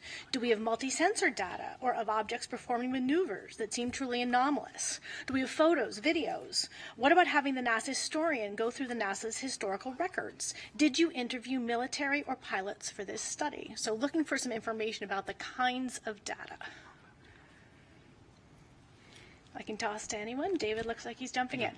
Well, I think first and foremost, our goal here is really to create a roadmap, right? So really, we have been informed by some of the events that are reported, and we've had, but we've certainly not done a complete historical study or in an archive. And I think one of the things we've wanted to do was learn what kinds of events have been reported, learn about some of the ones that have been resolved, some of the ones that are unresolved, so we can best think about how in the future we can collect data so that we can get more robust answers. So that, I hope that addressed that question. It does. Others have anything else they'd like to add? All right. Then I will keep going. Another big question category was about transparency and about sharing information. And so examples in this category are, what is NASA hiding and where are you hiding it? How much has been shared publicly? Has NASA ever cut the live NASA TV feed away from something? Has NASA released all UAP evidence it has ever received? What about NASA astronauts? Do they have an NDA or clearance that does not allow them to speak about UAP sightings? What are the science overlords hiding? Dan Evans. All right, I'll take a stab at that one. I really want to assure the public and to double down on some remarks I made this morning that this agency is absolutely cast iron committed to openness and transparency and honesty. And that commitment also extends to our live NASA TV feeds. They provide real-time footage from our various missions. Now, to my knowledge, NASA has never intentionally cut a live feed to hide anything, and that includes UAPs, of course. Sometimes there are interruptions to our feeds, but that is simply because space is a complex place. There's a vast array of natural phenomena, human-made objects, and so forth. But again, I wanted to reassure the public that we're absolutely committed to providing the public transparency and openness. Those are the hallmarks of NASA. That's why we're here today in public on TV, because we want the public to have the opportunity to see the process of this committee doing its work in public. It's only right. Just to follow up on what I said, I didn't mean to joke about it, but in my 20 years at NASA, no one, either officially or unofficially, in my recollection, have ever discussed or briefed us or had any kind of discussions about anything that would be considered a UAP or UFO or anything like that. And I'll ask you to stand for 1 second and state your name. I'll ask you to stand for 1 second and state your name just so everybody know who was speaking. It's hard to see in the back. Kelly. I'm just following up on the question about if NASA astronauts ever signed an NDA or anything of that, anything like that. In my experience of being in the astronaut office for 20 years, there was never any formal or informal discussions at all about UAPs or UFOs or anyone reporting anything that would suggest something from, beyond our planet. Thank you very much. Yes, please. Just want to make a quick comment about the culture of science in relation to this question. Scientists by nature are at least intellectually sort of rebellious. It's in our nature to question authority. That's how you're a good scientist. You don't just take someone's word for it. You try to discover the truth. And for that reason, this question about what are the science overlords hiding, that's sort of written in a facetious way. But I just want to emphasize that there's no way that all scientists could be in on trying to hide something, because it's just not in our nature. If somebody told me to try to hide something as a scientist, that would just increase my desire to belay that order and to release it. And I think that's true of our community in general. All right, thank you so much. I am going to go on to our third set of questions, which is, has NASA been tracking Earth's atmosphere, or are we also studying bodies of water for UAP? And I think that's a Dan question for NASA, or? Oh, yeah. Oh. Here's the oceanographer. So, my understanding is this is a completely independent study to assess what assets, what data, what science, what observations, platforms NASA has to potentially help evaluate and understand UAP, right? We have, NASA has an Earth Science division and many scientists at many centers and many academics and other partners out there that study the Earth as a system. We do this from the unique vantage point of space, and the atmosphere is part of that.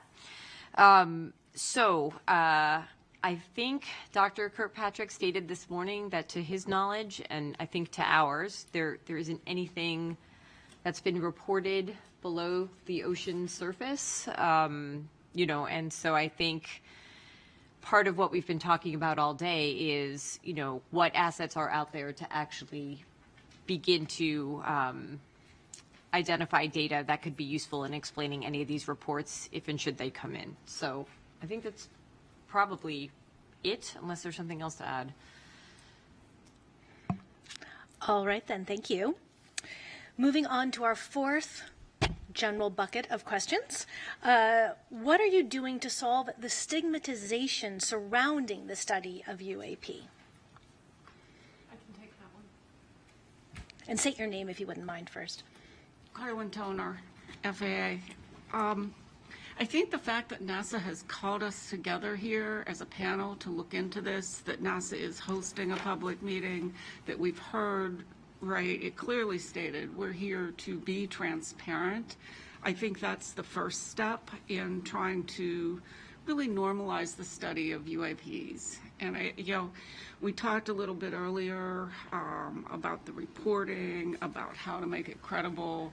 And we talked also about UAP in one of the earlier talks this morning of the definition of the A, whether it was aerial or anomalous, as the legislation now is, and really the distinction beyond UFOs, right? When we're looking at UAPs here, we're beyond just airplanes. We're looking at all types of anomalous phenomena, and so that's just a more inclusive term there. Yeah, still Mike Gold. Just wanted to emphasize what Carlin said, which is so accurate. I really consider it quite amazing that we're here having this discussion. NASA leadership deserves great kudos for this. And beyond, I think a recommendation that I'd like to make is that NASA participate in symposia, in panels, sponsor research. When you have the NASA logo on that sponsored research, on the discussion, it really helps normalize and push back against the stigma. I think NASA can leverage its excellent reputation, both domestically and abroad, to help push back on that stigma. I think it's important to do so not just for science and discovery, but for national security. That we've all seen what's occurred with balloons from rival nations. we don't want this stigma to be a vulnerability that rival nations can take advantage of. Yes, Dan? Yeah, thanks, Karen. Just a few additional points from the agency perspective. We are, of course, taking a set of actions to effectively normalize the study of UAPs, and that involves collaborating across the government, encouraging an open dialogue, and promoting rigorous scientific inquiry. Let me turn to each of those in turn. So in terms of promoting a rigorous scientific inquiry, the primary way we're doing this is by being truly rigorous and employing an evidence-based methodology in everything that we do. That is characteristic of scientific research. It's no accident that the people up on this stage are true experts in their respective fields, okay? So that is in turn going to help us to legitimize UAP studies.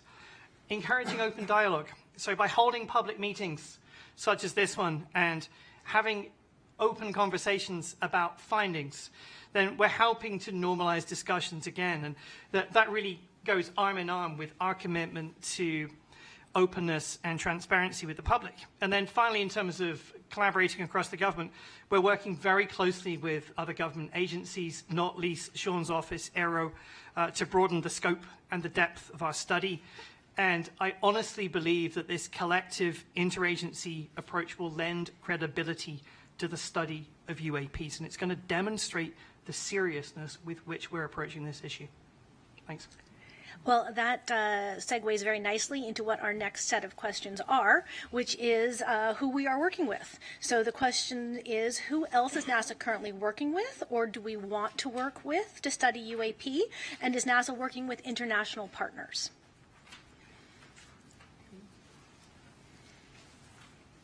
All right. Pete, do you want to do it? I'll take a stab at it. Okay. As the questions tasked to this panel so kindly asked us, both in what other government agencies are collecting data, what data is available. NASA is partnering with them in many ways, as well as NASA has a wide commercial outreach and partnerships with understanding what data is available, as well as NASA's founded on well, not founded, but the core principles of NASA are with international partners. So the information that our partners are gathering is typically available to NASA as well. So yes, on all accounts. And I may just emphasize and add that NASA is singular, I believe, among government agencies in its international outreach. Again, not to keep talking about the Artemis Accords, but you see countries like Saudi Arabia that we may not have a great relationship with as a government right now. We have Saudi Arabia and Israel in the Accords family, so that NASA is unique in its scope and ability to reach out. I also think that we're entering a new era of commercial space transportation that is going from low Earth orbit out to cislunar space. And that is going to be the purview of the Department of Commerce, which is taking over space traffic management. So I think it's very important that NASA work with and support commerce as we go through that transition. Department of Defense is currently responsible for that. And I think that will help us not only to identify potential UAPs, but to assist in preventing contention, congestion, and eventually conflict.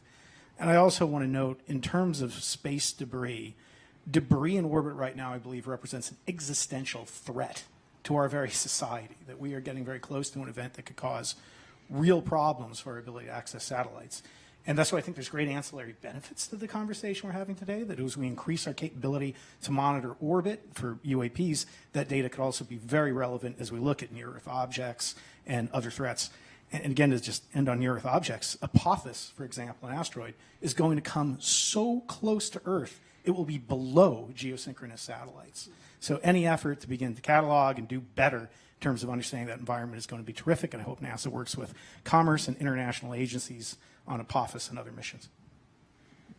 I think Federica had something to say, too. Yeah, I just wanted to add that, a lot of the things that we think we might recommend in terms of platforms to collect data that would be useful to study UAPs, we recommend a multi-platform and multi-site. That would also mean likely ground-based as well as space-based facilities.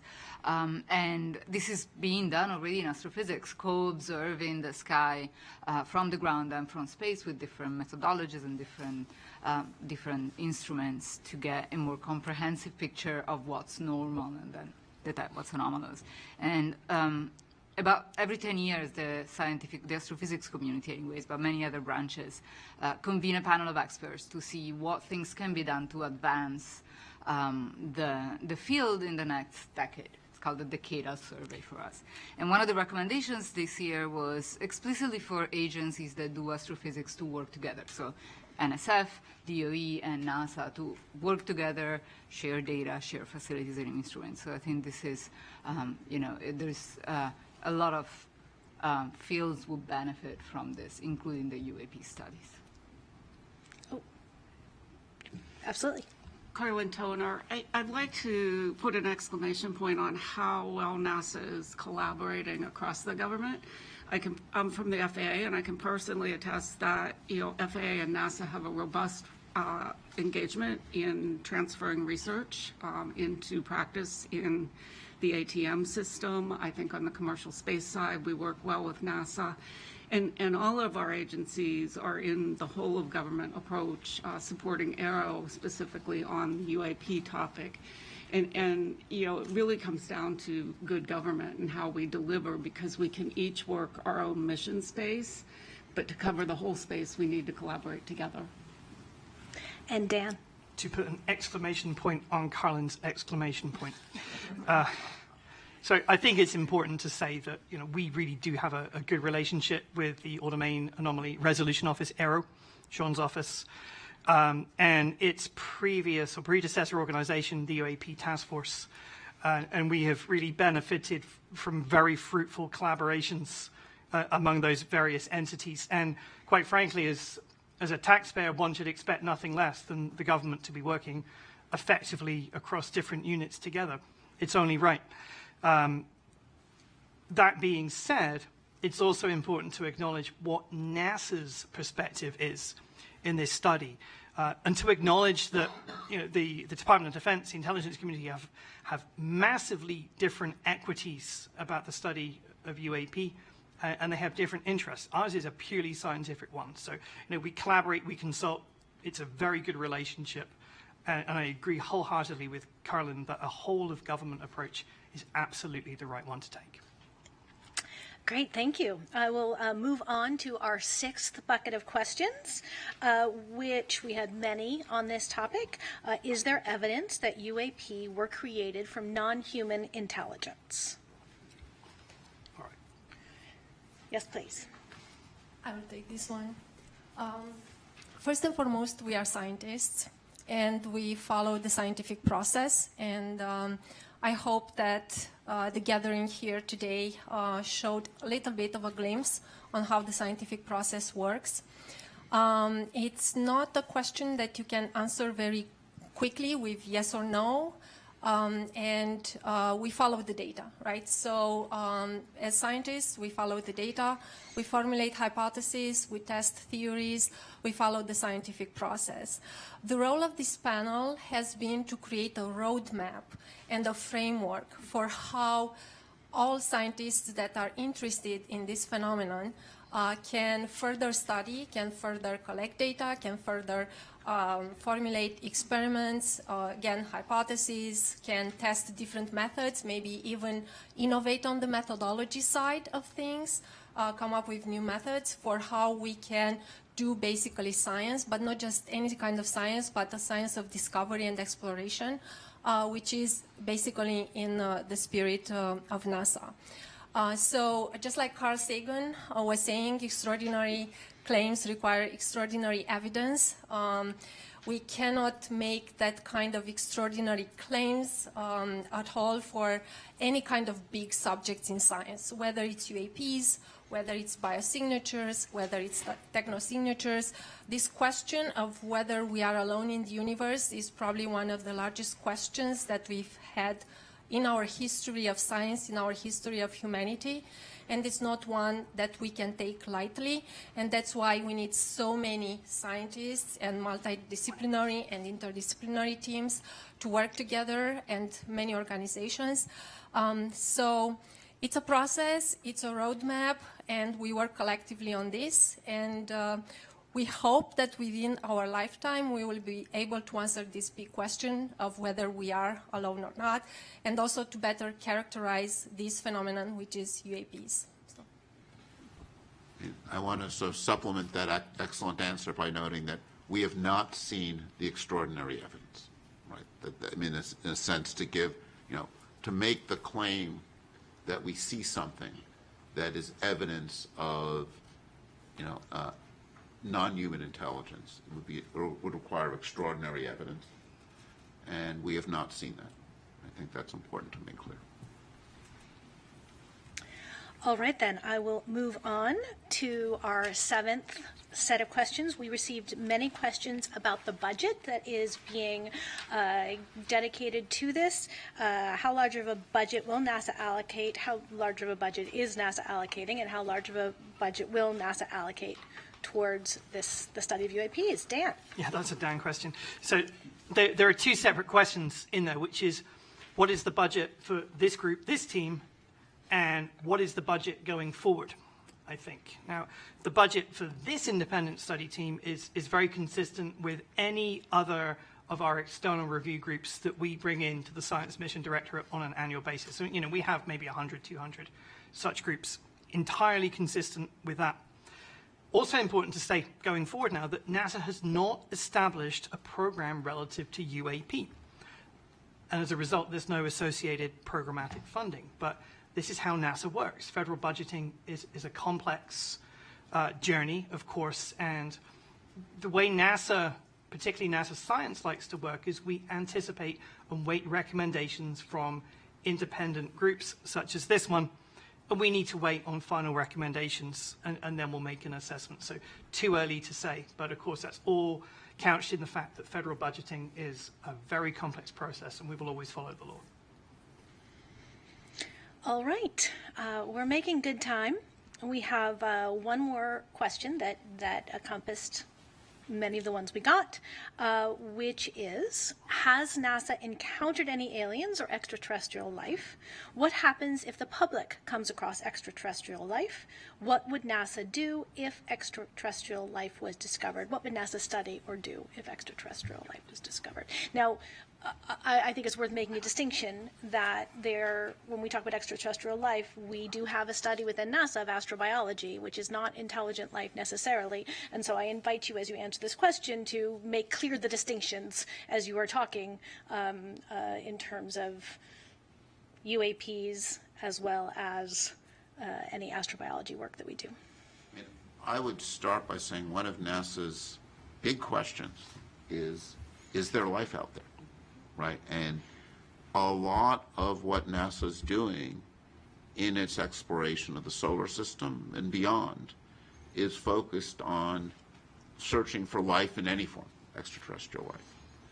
I think one of the things we have learned in the past 20 years is planets are common. We knew, of course, about the planets in our solar system, but we now know there are lots of planets out there. So there are lots of potential environments for life. And I think one of the most fascinating questions is, do any of those planets host life? And that's something that NASA is trying to address in a host of different ways, whether it's probes that are landing on planets or designing missions that will look for signatures of life around other planets. So the search for life is a really important theme. We haven't found life beyond Earth yet, right? I mean, let's be clear about this. We haven't found it yet.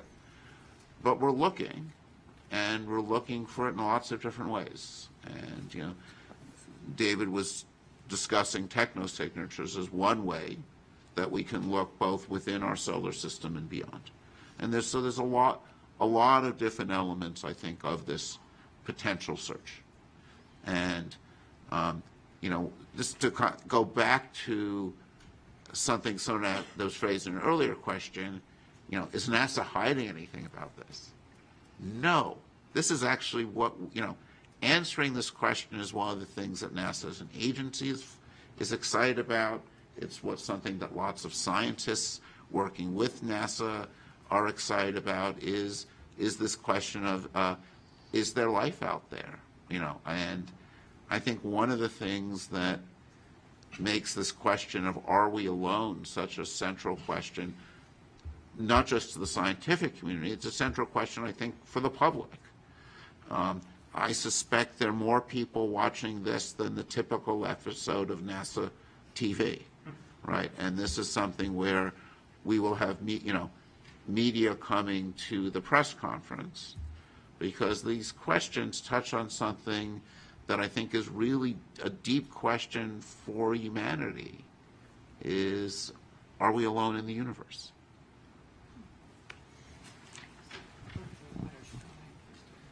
Yeah, just to kind of echo what David said a bit, I mean, obviously this is something we think a lot about in astrobiology. What if we succeed? And we are very driven to try to find real evidence of extraterrestrial life.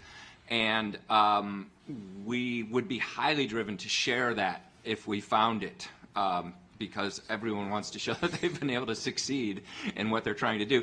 And one perhaps illustrative example is to think about what happened when we came close, when NASA thought maybe they had discovered extraterrestrial life. And a big event, actually, in the history of astrobiology was in the 1990s when some scientists had thought that they had discovered fossils in a meteorite that came from Mars. And what happens is you don't announce it immediately. You make sure that you try to make sure you're right, because you also don't want to have false alarms and announce something and then you go, oops, sorry, we were wrong. That was a mistaken analysis. But what happened was when the scientists were sure they were right, then there was a big, in fact, presidential press conference with President Clinton and NASA, and it was a big public announcement. And that's what would happen. If we discovered something, we would try to make sure we were right, and then we would very proudly and loudly let the public know about it. Thanks. We have just 1 minute left, so I'll let you finish up. Yeah, thank you. The only thing I wanted to add, I wouldn't at all liken it to alien or extraterrestrial life, but in astrobiology and exobiology, there is the exploration of our planet as an analog for what might be found on other worlds, and what is extreme cold, what is extreme heat, a volcano, a black smoker at the bottom of the ocean, what lives there, and how is that even possible? And things we still discover throughout our ocean might look alien to a lot of people, right? And we keep discovering new species of different things, whether they be microbes or algae or, charismatic megafauna, whatever they are. But there are synergies. I know there was an initiative years ago at NASA called Oceans Across the Solar System, and the idea was, could our own Earth's ocean be used and the life within it as an analog for what might be discovered elsewhere? So I think that's an example of a potential synergy of interdisciplinary science, research, observations, etc., collection of data and information gathering that could be useful in the future. Thank you all so much. I will hand it back to David Spergel, your chair.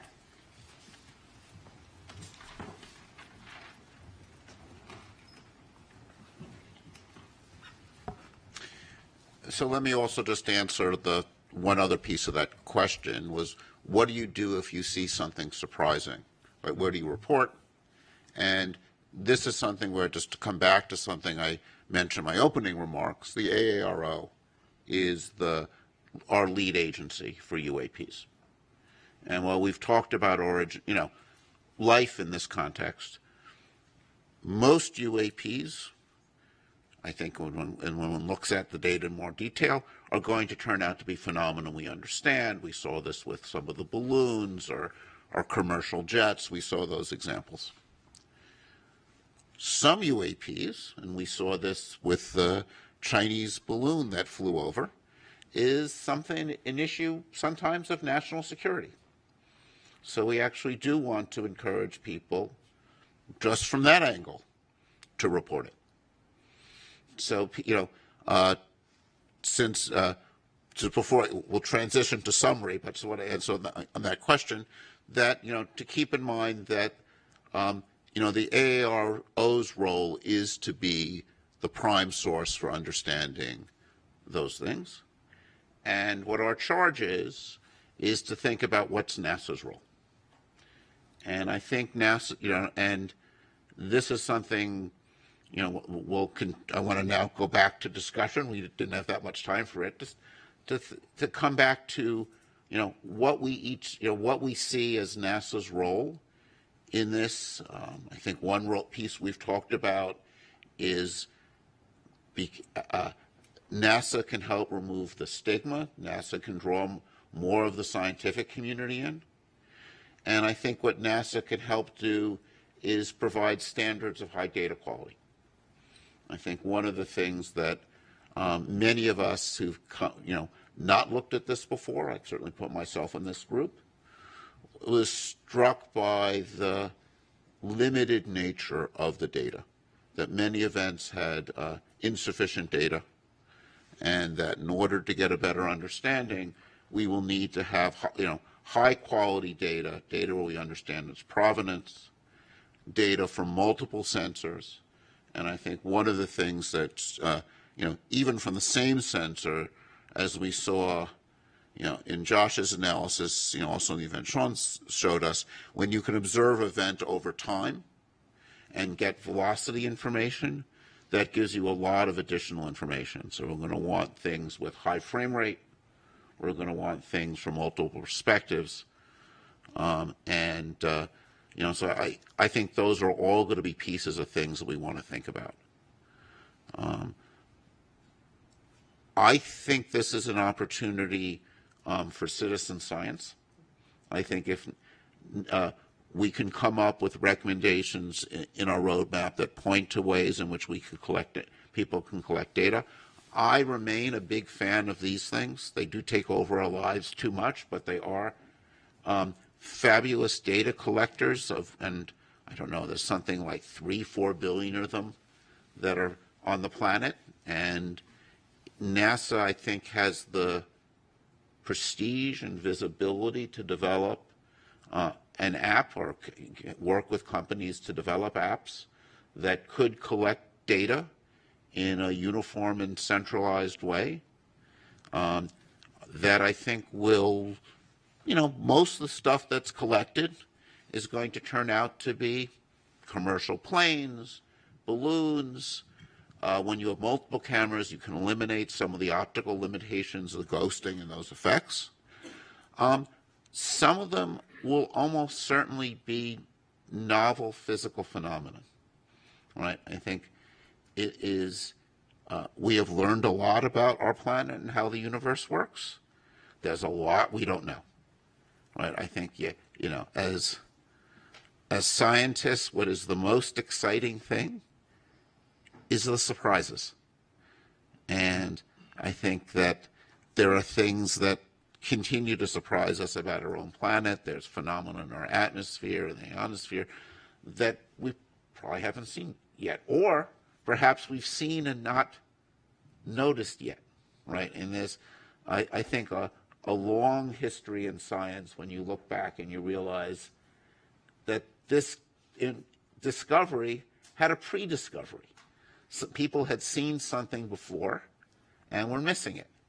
And those pre-discoveries were not of note, often because we had biases against seeing it, but often because there was limitations in data quality. And, one of the things I was taught is when you have a question you don't know how to answer, you start by getting better data. And, we're coming, I get to do the summary, and as the chair, I get to, summarize a conclusion. And we need better data, would be my takeaway. And we need more uniform data. And since I'm so proud of my haystack, we need to be able to understand what's in the haystack. And it's a lot more complicated than a haystack in a sense, right? It's got commercial planes, it's got, drones, and, I think the number of drones out there is large and growing and will be a continual source of confusion. We were charged to think about air safety. Understanding and characterizing and seeing what's going on with drones is also, I think, going to be an important air safety issue. So we'll need to, to understand the unknown, or to start to study the unknown. Another important piece is always going to be characterizing the known really well. And, this is the part, I think, of a lot of science that seems dry and boring, but it's calibration and understanding the events you expect to see. In thinking about this area, one of the groups of people that people talk to are particle physicists doing experiments at CERN, where they go through the effort of finding extremely rare events to find new particles. And in order to do that, you need to understand the standard predictions well. So I think another part of the whole story, and I know this is something AARO is working hard on in the context of military, it's like you've got to characterize what the known things are. When you've got that F-35 flying past a balloon, what does it see? What does it see at sunset? What does it see at odd observing angles?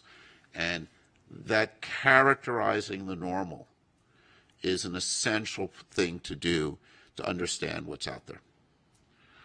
So let me conclude the session by thanking the panelists. It's been a pleasure learning from you. Thanking our Sean and our other invited speakers and that we've had for some of our data collection sessions. We've learned a tremendous amount from you.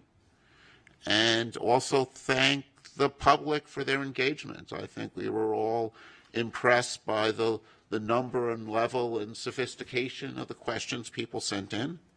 We tried to address as many as them that we could in the session. As you heard, NASA, through science.nasa.gov, will provide, there'll be some additional answers provided. Encourage you to go there. Actually, as a non-NASA employee, I'll put in a little ad for science.nasa.gov. NASA does amazing things, and we're learning amazing things about the universe and our planet, and just encourage you to go there and continue to learn and continue to explore. So thank you all.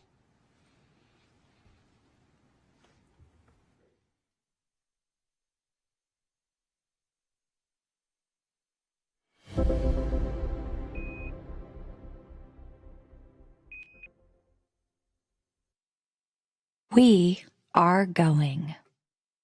The history of this agency is marked with broken barriers, once viewed as impossible, with science fiction turned reality, with innovations that have